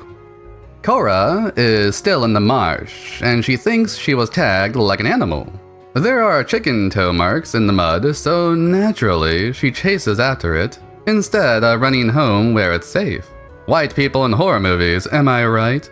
Always ready to investigate until the danger is a minority. Was it just a tag? Something benign? The seed of a pandemic or a larva that might lead to the eruption of a facehugger? Lindsay, stop introducing more interesting ideas into the story. You know and I know these will not come anywhere near fruition, so don't even try to honey dick me like that. Unless it's an actual dick slobbered with honey, then you can do that all you want. I'm not sure what the seed of a pandemic is alluding to, but the facehugger is an obvious one from the Alien franchise, where it would rape the victim by forcefully implanting an egg in the host's organs, to later make a chestburster, which breaks through the host's chest and then scurries off like a rat. This is meant to be a scary thought for Cora, as she uses her alien media knowledge to give herself anxiety and paranoia. But I'm still not sure why she's so certain it's an alien when the CIA is after her, and she kept being the full-blown skeptic prior. There's too much flip-flopping between I don't believe to I do believe for me to care about what it even is anymore. Part of me thinks it would have been way better to just have it be known that it's an alien from the beginning so that Lindsay wouldn't have to awkwardly stumble through sentences trying to keep it vague, but also have events like this one. Now, we're told it's still before sunrise, so back in chapter 5 when she said it was already sunrise, that didn't mean shit. Or what? Is this the next day now? Was she stewing in the clay for over 20 hours and nobody noticed? She must have had enough time to have Bigfoot use her as a big footstool. Between the flowing lavender pajamas, the Disneyland hoodie, and the filth, she couldn't have been more conspicuous if she had been wearing clown makeup. This has got to be some strange kind of Freudian unconscious reveal. I mean, people like her are why we live in a clown world after all, honk honk. What the fuck is a flowing pajama? If she got her hoodie, why didn't she get on some pants? Also, now she's covered in clay and probably has 2 plant roots sticking out of her hair like antennas. So this is yet another funny opportunity wasted because Lindsay wanted to take her goofy work seriously. I am all for a serious story, but when someone says their inspiration was Invader Zim, why am I to assume this is going to be all done with a straight face?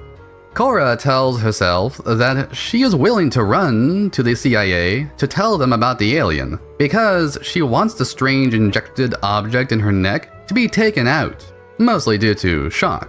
But she doesn't, because she worries about getting Joe Biden'd. I actually like the idea, but I doubt Lindsay is brave enough to make that kind of juicy tension be the actual result. It's not like she can simply escape from the government afterwards with an interesting escape scene or something. She's probably gonna do something stupid like call her aunt with her cell phone. If any time was a time for a bat phone, it was now. Called it. Cora says something really stupid to her aunt. She says the alien was in the house looking for Nils. No it wasn't. The fuck is she talking about? What the hell possessed her to think the alien is looking for Nils of all people? Isn't he supposed to be in Germany? I know ampersand's from out of town, but it should know that Germany is east of the crash ship, not southwest. Cora then says a jumbled mess of nonsense and feels ridiculous saying it. At least she's self-aware, but being aware of a stupid idea doesn't negate the stupidity of it. It's like trying to take someone seriously after they intentionally threw up on the bus. Just because they did something socially unacceptable on purpose doesn't mean people will like the fact that it happened. Some advice to you, dear reader. Meta-humor is not a crutch. It's a double-edged sword, and the edge aimed at the wielder is sharper than the other end. What that means is that using meta-humor causes more harm than good unless you are lucky or extremely competent in what you're doing. Meta-humor, for those who have trouble understanding the term, is a type of humor that is self-referential. A character like Deadpool does this all the time by breaking the fourth wall, and this is very common as a form of humor in postmodernism. For example, if one character had a stupid plan, and then another character says, "What a stupid plan, it will never work," that is meant to be meta-humor, because it is critiquing itself and the writer who wrote the idea. Knowing something is a bad idea, but doing it anyway is Chris Chan level of writing. Korra is put on hold by Louisiana, and I don't blame Lou. I'd leave her on verbal read too, with how annoying she is, trying to get a ride, but doesn't even let her on talk to someone else on the other side.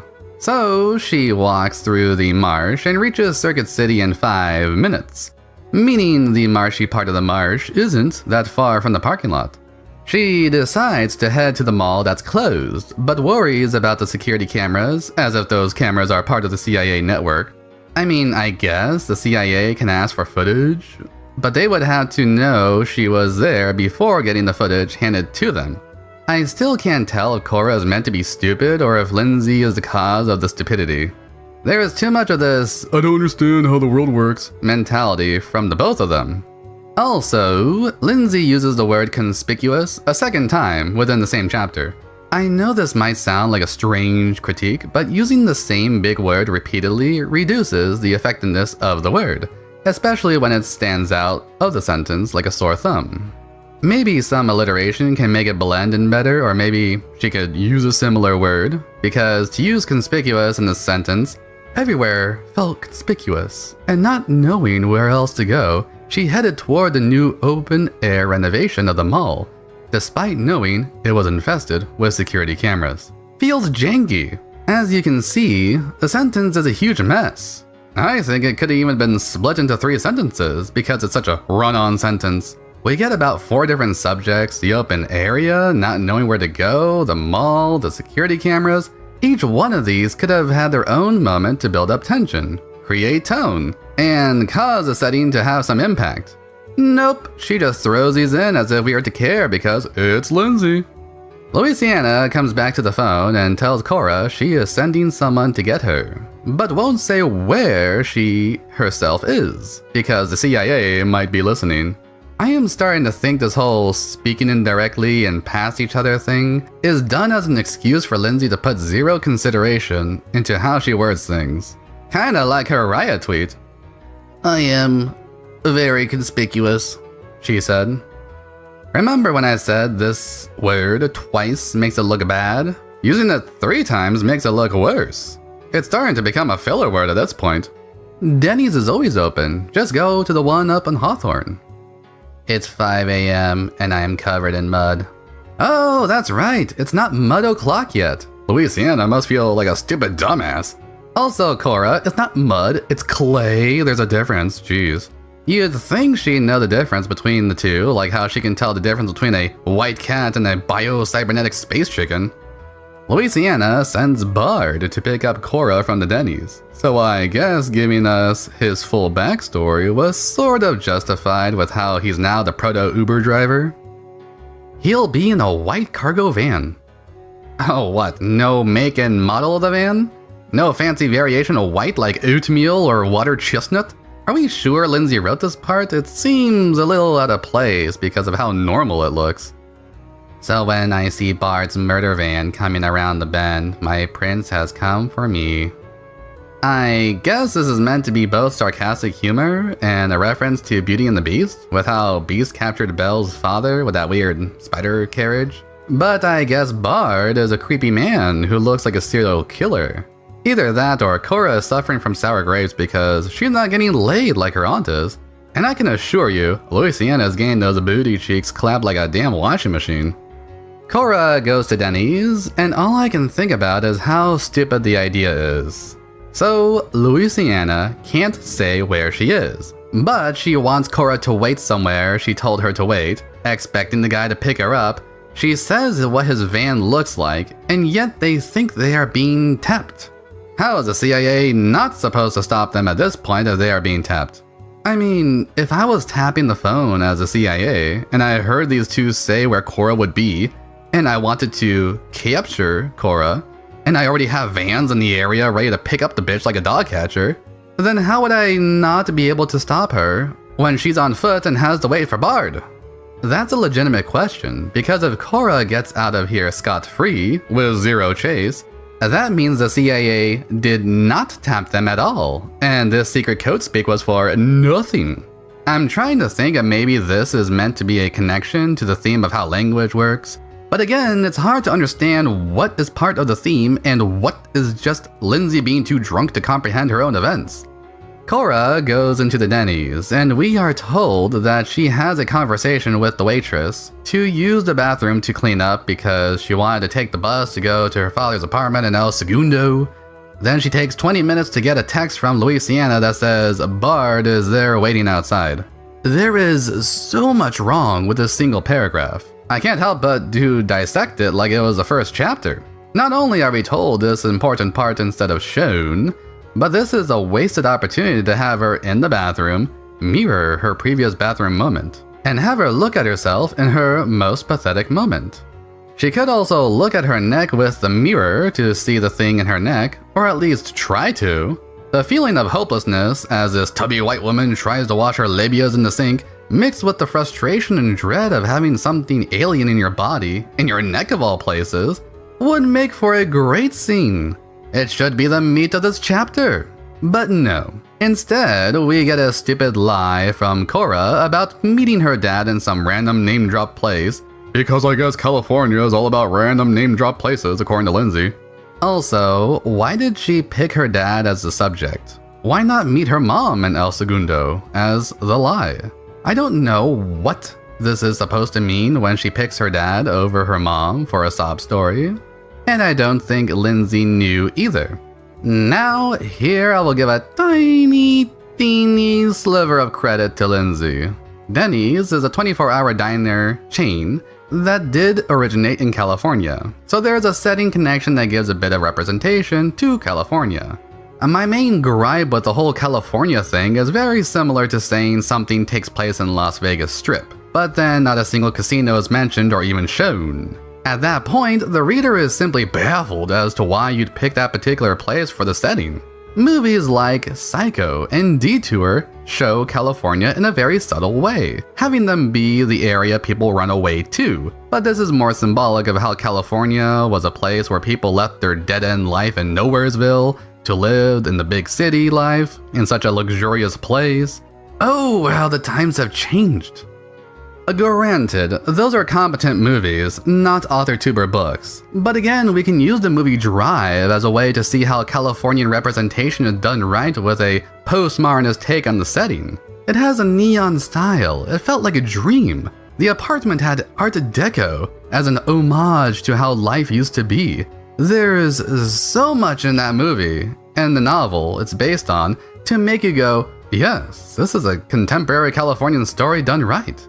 Meanwhile, in Axiom's End, we get told that there is stuff like Kaiser, Circuit City, Denny's, and the Marsh. Do you see why I'm not really impressed by the representation? Cora gets in the van, and Bard asks about what happened. He had the voice of the captain of a high school debate team. I don't know what that means, but it sounds like he's the average feminist ally on Lindsay's subreddit. I mean, I don't know if his tone is meant to be annoying or quick thinking, but the way Lindsay wrote it, I guess it was supposed to be negative, as if being the captain of a high school debate team is a bad thing. Also, now that he's a character, I guess the name Bard is symbolic as to how he's a person who seems to have a way with words, if he's meant to be as debate team captain-y as Lindsay makes him sound to be. Let's see where this goes, but don't get your hopes up. Cora gets mad because Bard goes on the freeway, but doesn't go on the HOV lane, meaning the carpool lane, which, honestly, saying carpool lane is way more colloquially appropriate for the audience she's directing herself to. I don't know why, but saying HOV lane makes me think it's diseased. Also, why get mad that he didn't go on the stupid lane? It's his van, bitch. Maybe he doesn't want it to be obvious that he's smuggling America's Most Wanted. He's doing you a solid, and you spit in his face, you muddy bitch. Bard starts to question Cora about what she saw. She explains the alien poorly, and Bard tells her that white is not a color, which makes Cora lament about why it had to be Bard, because he's one of the several pendants Louisiana surrounded herself with. Lament is not really a good word to use here because Cora is thinking it, not expressing it, unless she's saying it directly to Bard and he doesn't hear any of it. Also, I find it ironic that she calls Bard pendant, as if Lindsay is not that herself with any little thing that makes her look bad. I swear, the more I read about the intentionally despicable characters in this book, the more I find Lindsay adding her personas as characters to the autofiction. But he's technically right. White is not a color, as well as black, because they are shades. But we can also use them as description. It's also funny how Bard says, "How do you know it wasn't a white person? Like a white human person?" I guess it's a play on words because white tends to stand for race when talking about a person, rather than the actual shade/color of white. It's not like white people actually look white, since we're more of a steamed turkey color. But yeah, a white human person, as if there was some other type of person that's not human. It looks like Bard is giving away the ending theme right here. Either that or Lindsay tried way too hard to be redundant. She tells him that the alien had big glowing eyes, and it used a sort of magnetic force to pin her down. Must have been an actual magnet that worked on her with all those lead paint chips she ate as a kid. Bard must have too with how he's handling the news of hearing about an alien. He seems to believe her, but also questions if it was a human instead. Everyone in this story seems to be pretty open to the idea of an alien existing, but they never seem to want to think Cora saw the alien itself. Here we get a huge info bomb that is delivered like we had any context about any of this when we were first told about it. So, get ready for this. Rosa is a refugee organizational and settlement agency that works for the government to redistribute and safely house high-profile and sensitive asylum seekers who are political refugees from war-torn areas. At least that's what they do on paper, but here, Cora realizes, and we are also to realize, that this organization actually tries to do stuff involved with aliens, most likely where they help hide their existence.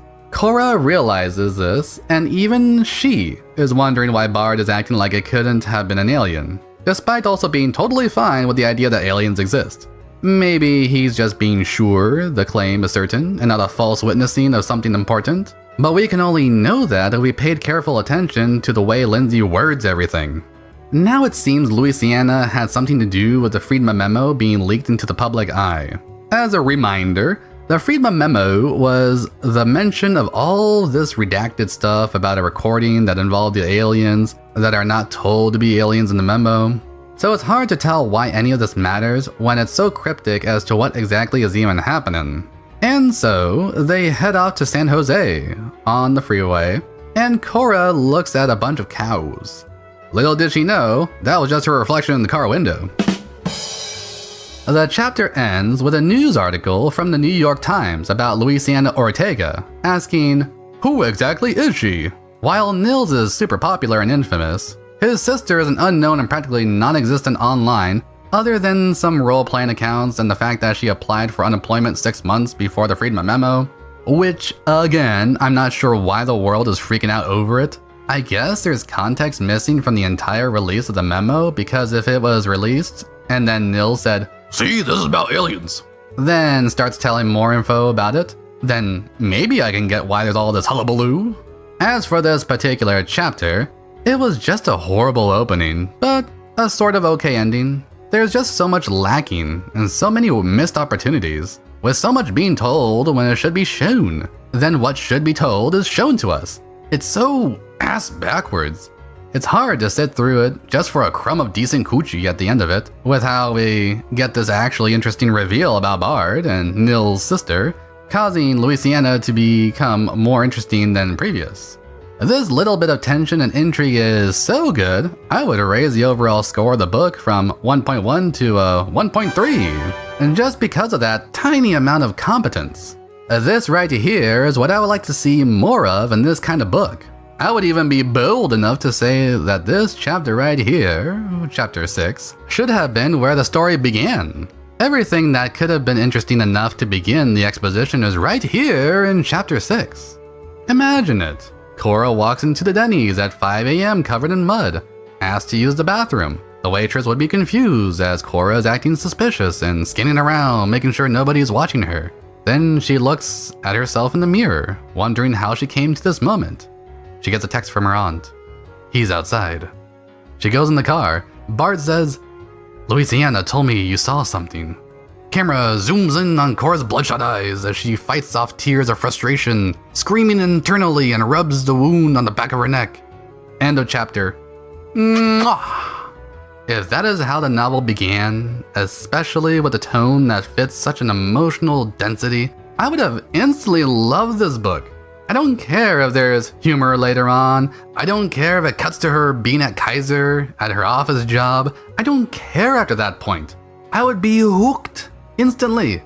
I would want to see what happens next. I want to be clear about this. I don't hate the book. I can't hate the work. I can simply hate the way it's handled by the writer. The concept is just a concept, but this was mishandled so much and made it so boring. I can't help but be bored with it, no matter what the concept is. I wish this was handled better due to the amount of opportunities within it. I don't think my standards are that high even. I like Rosario Vampire for corn's sake. I can admire things like cheesy dialogue and hammy acting. I can really, and I do mean really, appreciate campy storytelling. I love it when something is aware of how bad it is or how silly it is. The problem is that this story is aware, Lindsay is aware, but she still delivers it like it's trash being thrown all over the ring. Speaking of trash, let's end this dumpster fire with our nice little summarization to figure out whether the first point in the 5-point structure was handled well or poorly.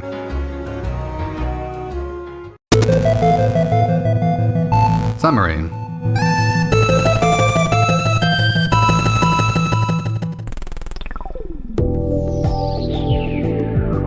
Chapter 6 is over, and here is where we can safely say we've encountered the inciting incident and thus the end of the exposition phase of this novel.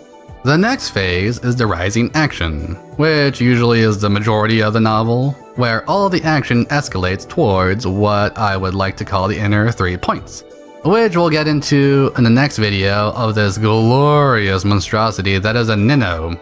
Novel in name only. The exposition point, the first point of this 5-point structure, and the majority of Act 1 out of the 3 acts, needs to establish the playing pieces that we will have for the story to use, and for the reader to understand what is going on. Sadly, due to how horribly handled this exposition was, we as the reader aren't able to grasp onto anything other than maybe whatever fetish we personally have. People tend to stick around because it's Lindsay writing it, and they paid money for the damn thing. If neither one was a factor, what exactly keeps us glued to the page? That is the main weakness of exposition, which is why publishers struggle day and night to make sure they have their writers give the reader an engaging opening that drops the reader as close to the plot as possible without making things a confusing mess. When we meet a main character, we ask ourselves, who's this? And when we encounter a plot point, we ask ourselves, where is this going? This is called intrigue, and I personally believe a lot of online advice has harmed this particular aspect of writing. We don't really know how to intrigue the viewer anymore unless there's sex, drugs, violence, or rock and roll. I mean, really, think to yourself. When was the last time you enjoyed an opening that wasn't one of the 4? I'm guilty of all 4 most of the time in my writing, but I tend to write exploitation, meaning I am intending on hitting all 4 with my writing. However, I don't believe Axiom's End is meant to be exploitation, at least in that particular way or intentionally. According to what Lindsay says in her Q&A, it is meant to be more like a highbrow type of deal, and instead is written as if it's low functioning. The first chapter was a complete flop, but we do get something to cling to, the vague idea that an alien has landed. Sure, it's not written like that, because she keeps referring it to everything that's not an alien ship, but if we read the blurb for important spoilers, I guess we can continue on as a hopeful Henry or Henrietta who wants to see the alien appear eventually. Within the exposition, we are given glimpses and vague promises that the alien will appear and is here. But again, the writing gets in the way as it keeps trying to tell us that it's not an alien, and it's probably the CIA doing stuff, but in the most illogical of ways. Yes, a reveal is like a striptease, and it's best to keep a man waiting to make him more excited for the reveal, but I'm waiting an exceptionally long time for what seems to be the novel equivalents of creepypasta Meg Griffin with hyper-realistic eyes. I'm not waiting for this kind of shit when this could have been introduced in the beginning and then fleshed out as more time goes on.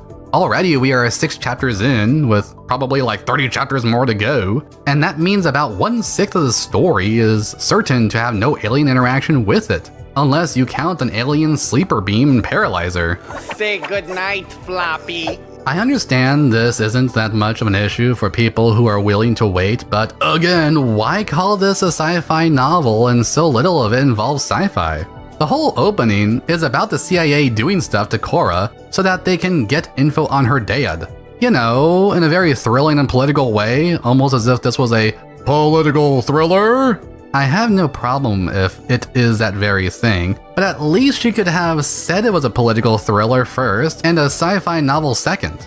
That way, political thriller people would be on board, as long as they like sci-fi elements here and there, which is rather common. The other way around is not, because of the way sci-fi is so broad and has so many subgenres, making it harder to get a firm grasp on the audience.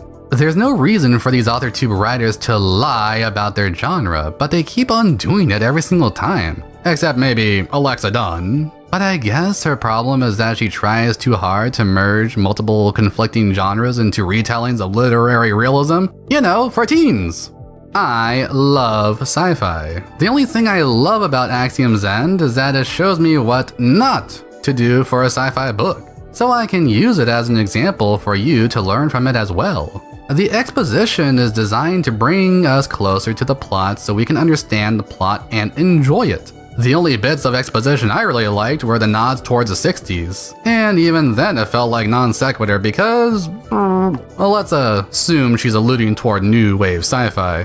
New wave sci-fi was designed with modernism, and this book is postmodernist, so already there's a contradiction, and at the best, it can be something like pastiche. However, I'm not sure how she'll even give any pastiche to new wave sci-fi, when I'm not even sure if she's aware of the surrealness required for something like new wave sci-fi. The genre was started during the time of the hippies, almost entirely by hippies, meaning it has a big background among liberals who wanted peace and love, and also a lot of them started sex or death cults, but that's a subject for another author-tuber. Hippie liberals are actually seen as the enemy by the current year progressive like Lindsay. Something like 60s Star Trek would be considered offensive and not leftist enough until leftists want to use it as a communist utopia allegory, since they don't understand how the Star Trek universe functions. It's why the old Star Trek series looks nothing like whatever the hell they call Star Trek now. Something like Batman could also be considered new wave sci-fi, since it's about a rich, tech-savvy hero using the power of go-go to engage in social issues. And technically in the comics he would encounter aliens like Superman and Martian Manhunter, which I can almost see the connection Lindsay was trying to make with all these 60s references. Most of new wave sci-fi went over things like sexual liberation and drug abuse, which seems to already be part of Cora's world with how she keeps falling asleep and wants to bang intergalactic foghorn leghorn. But I would consider this all unintentional connection. In other words, Lindsay wanted to connect the story to the 60s and the Double O's, but she does this with name drops and nothing else. No pastiche is able to exist if it's only a name drop. Everything in this story relates way more to Transformers, and I would say so far it's every human part of Transformers from Dark Side of the Moon. She's saying her book is an homage to new wave sci-fi. It's more of a soft sci-fi than a hard one, meaning we shouldn't care too much about the science aspect and just enjoy the social commentary. That's fine, until we realize she told us in her videos that she focused heavily on the hard sci-fi aspects of the novel, which throws all that speculation out the window. In other words, she pointed us to a direction that makes sense, then she waltzed over into the other direction that was needlessly excessive and entirely unnecessary. So let's start our little rundown as to how well this exposition did its job. Plot. Lindsay seems to have put two main plots into the story, with one following the other. The first one is, Korra must evade the CIA and make sure she doesn't get brainwiped because her father is involved with government stuff. The second plot is, Korra will translate for aliens so that humanity and aliens can get along. The second plot, which I would even call a secondary plot, is what the blur was all about, and we still haven't seen any of it. The whole idea that's on the cover has yet to be even touched. I guess I needed to wait until the second book at this rate, which I am both excited and dreading to get to. So, for the entire exposition, before we get to the inciting incident, we get the political thriller plot only. Korra evades the CIA. That is okay on paper, but the way it's done is where Korra evades the CIA by running after her dog, to then find the dog and tell it to go home, then sees the CIA black vans drive around in the distance to her house, to then have her fall in the mud in the marsh, to then leave the marsh and get picked up by the boyfriend of her aunt, with the aunt and the boyfriend suddenly revealing, indirectly, but with Lindsay telling us directly, that they are alien hunters. It's funny, really. Laughter, girl. Characters. As time goes on, Korra gets more annoying, and the rest of the cast follows suit, even if we've only met them for a page or two. At least the dogs are okay, but that's because they are the only ones who do anything smart in this story. Now, Korra's aunt is a major character, and all we know about her is that she likes video games and sucks as a relative. Who is she, the one with no life in that World of Warcraft episode of South Park? I guess the only good thing to come from these characters is that now we know Lindsay is splitting up her personas into different characters, with Nils taking her narcissistic side. Lindsay hating Lindsay, boy, will this rising action be swell. Did I forget to mention there was no Bigfoot when it came to the marsh? You're in the marsh, you have Korra frozen in clay, and you don't have Bigfoot slinking by within distance for a what the fuck moment? And this was supposed to be about conspiracy theories? I am lost for words. Dialogue. Thanks, Lindsay, for having this dialogue. I hated it. Korra is still a mess with words, nobody knows what to say, dumb shit is spewed out every second, and it's as lifeless as one of Jeffrey Dahmer's partners when he made sweet love to them. Demi is made to be the worst talker of the bunch with how lame her zingers are, and the Batman theme song? Why does this need to be even sung, let alone written down? Setting. If you live in the area of Torrance in LA County, you might be able to say, hey, I know that name. For everyone else in the world, this is a big huge whoopsie daisy. Nothing in the setting makes sense. From where we are, to what we're doing, to what time of day it even is supposed to be. However, we do know that Korra went from work, to her house, to a rich neighborhood, to a marsh, to a Denny's, to a car, and now she's going to San Jose to meet back with her aunt. And all the while, there's no Bigfoot. There's not even chemicals in the water that turn the freaking frogs gay. And you call this a conspiracy theory novel? For shame, Lindsay. For shame. Theme. I'm not sure if any more theme was presented here. Soul came out, showed us that the CIA is useless. Korra cares more about her dog than her family because she went out to save it instead of staying with her family. The only white cis male who appears to pick up Korra from the Denny's is apparently the biggest dickhead of the lot. So far, it's just a lot of negativity towards men and even more negativity towards women with how Korra's mom is treated by Korra. Maybe the theme is Skater Boy is a good song, and Denny's is a good place to wash your marsh-sodden bunghole in the sink? Tone. Even when Korra is put to sleep by the alien twice and is being chased by helicopters and black vans, the story sounds like nothing is happening. The only tone I sort of saw was a state of Korra being pathetic looking and feeling pathetic. But even then, there's no emotion from Korra to have us know that Korra is aware of her own pathetic state. We get a lot told to us, and it's so much of a telling with zero showing, we can't help but to be separated from the story and it reads off like cliff notes. Really boring cliff notes. The only consistency in the story is the consistent state of being boring. Yes, the exposition explains things, but it does it in a boring and cryptic way. Lindsay, if you want us to use our brains to figure out your events, maybe don't shut our brains down first with your lackluster storytelling. Just a thought.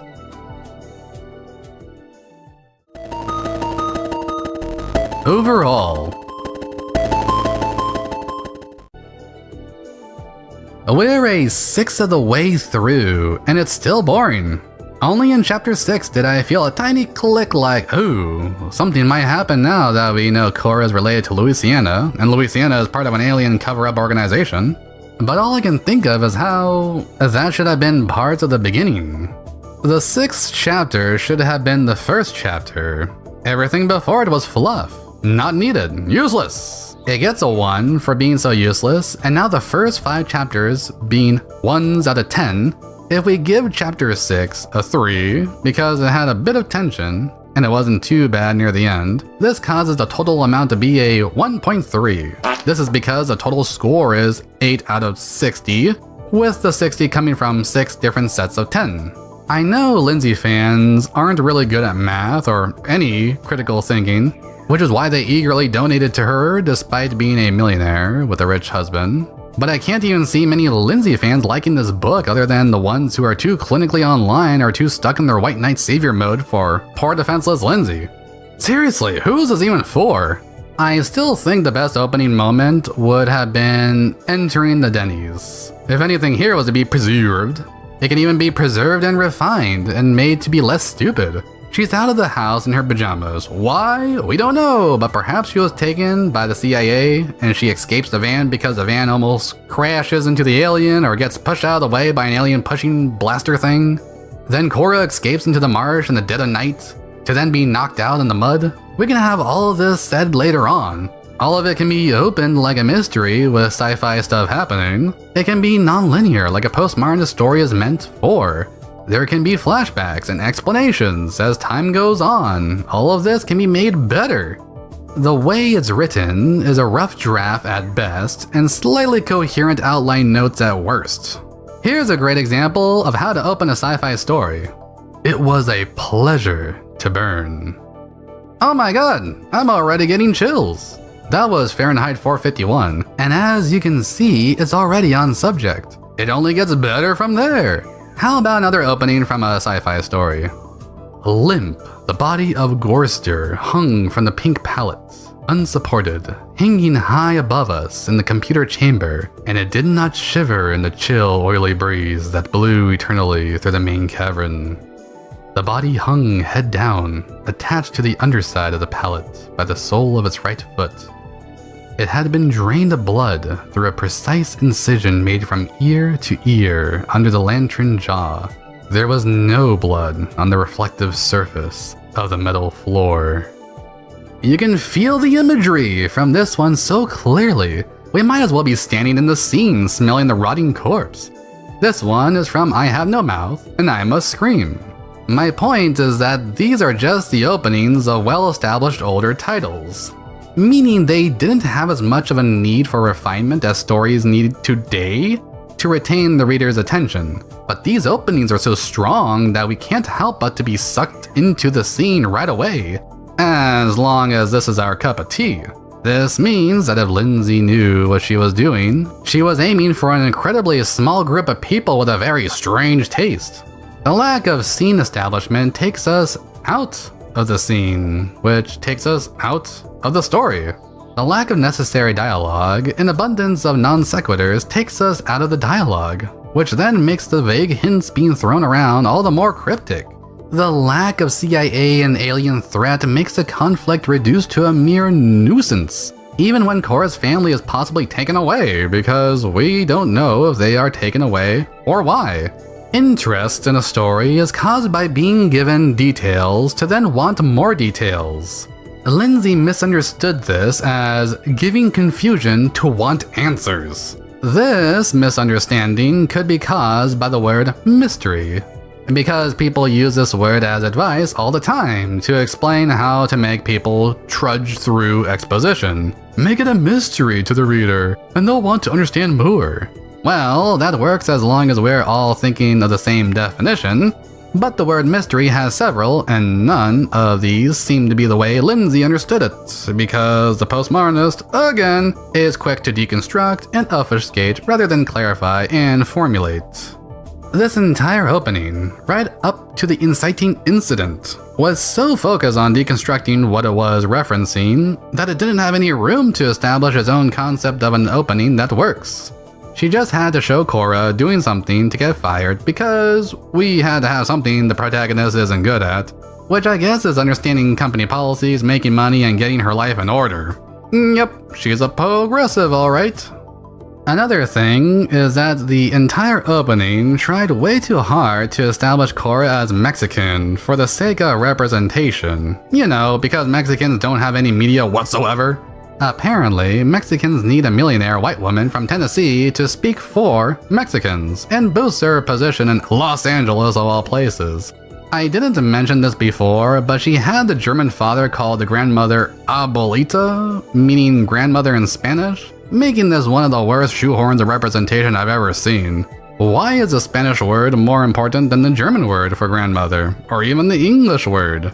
Is Demi Mexican, Latinx, or is she simply Hispanics? Is there any German in her at all, or is she just pale from being a basement dweller? Why did Lindsay make such a big fuss about representing this kind of thing with the word abuelita, and yet we don't even know what she's representing? I can't even get into the whole bisexual thing yet because I honestly don't even know what Cora's sexuality is up to this point. And I'm just assuming Lindsay made Cora bisexual because Lindsay herself claims to be, while being married exclusively to a dude. And I remember she said something about that, but I forget when and where. So, representation sucks, the handling of the plot sucks, the dialogue sucks, the chain of events suck, the writing is weak, the subjects are vague or stupid, the threat from the villains is laughable, there's no Bigfoot, not even a chupacabra, and yet this is being praised by everyone and their mama as the best thing since Halloween Whoppers? Wonderfully plotted and paced, the adventure never lets up and neither does the insight, pink green. Oh great, one of the brothers who started Crash Course has lower standards than I do, good to know. Widely entertaining, and I don't even have to finish that fucking quote to say it's full of shit. I didn't know being a mortician desensitized you from the rotten scent of terrible writing as well. Cutting and compelling. Close Encounters has a whole new look. John Scalzi. Yeah, kinda like that close encounter John had with his sexism scandal. And yes, that is the guy who was in charge of SFWA, the Science Fiction and Fantasy Writers Association, which I would like to call the MAPWA, due to the fact that so many times in the past they've had to defend child predators to the point where they started a legal defense fund for these monsters. Smart but heartfelt, full of profound ideas delivered with a sense of humanity. David Wong. More like David Wrong, and yes, that is the dude who wrote John Dies at the End. I guess the only thing he's got right is that the ideas are profound, in the same way as liver disease is profound. I love that every one of these people found a way to be vague on how they really felt about the book, because so many of these words they use have double meanings. It's almost like they wanted to insult her but promote her at the same time, as a joke. If you've got an ass, I'll kick it! The inciting incident is where the alien freezes Cora in the clay. This is the part that is supposed to make us go, yes, now the fun starts. But that's sort of drifted on, and it's no longer inciting because it switched to where Bard reveals he's part of the alien cover-up organization with Cora's aunt. This part was handled so poorly. I couldn't even tell it was the inciting incident until I had to realize what the plot was even about. Yes, this does move the story in a different direction, towards the first plot point, or where we also call the pinch point. We call it a pinch point in the 7-point structure because this is where the story is pinched together and narrowed into the plot, after all the hectic exposition prior. The pinch point is also where we meet the main antagonist, or begin the main conflict, so if this doesn't happen soon, we're going to have a mishandled plot. For the next video, I will go from this inciting incident break away towards what would probably be around the midpoint, which is halfway through the rising action.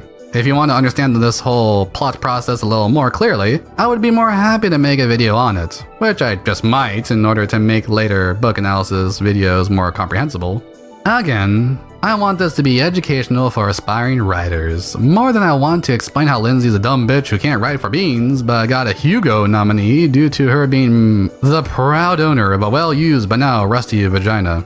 The next video I'm going to work on is either to go back and hit Breach of Peace a bit more, or to touch up on a new book that I know everyone wants me to tear right through. Tear or tinker, if you will. Huh? Well, that was fucking dumb. That poor tattooed chipmunk doesn't know what she's in for. Good thing she quit the internet too, but we shall see when the time comes. Till next time.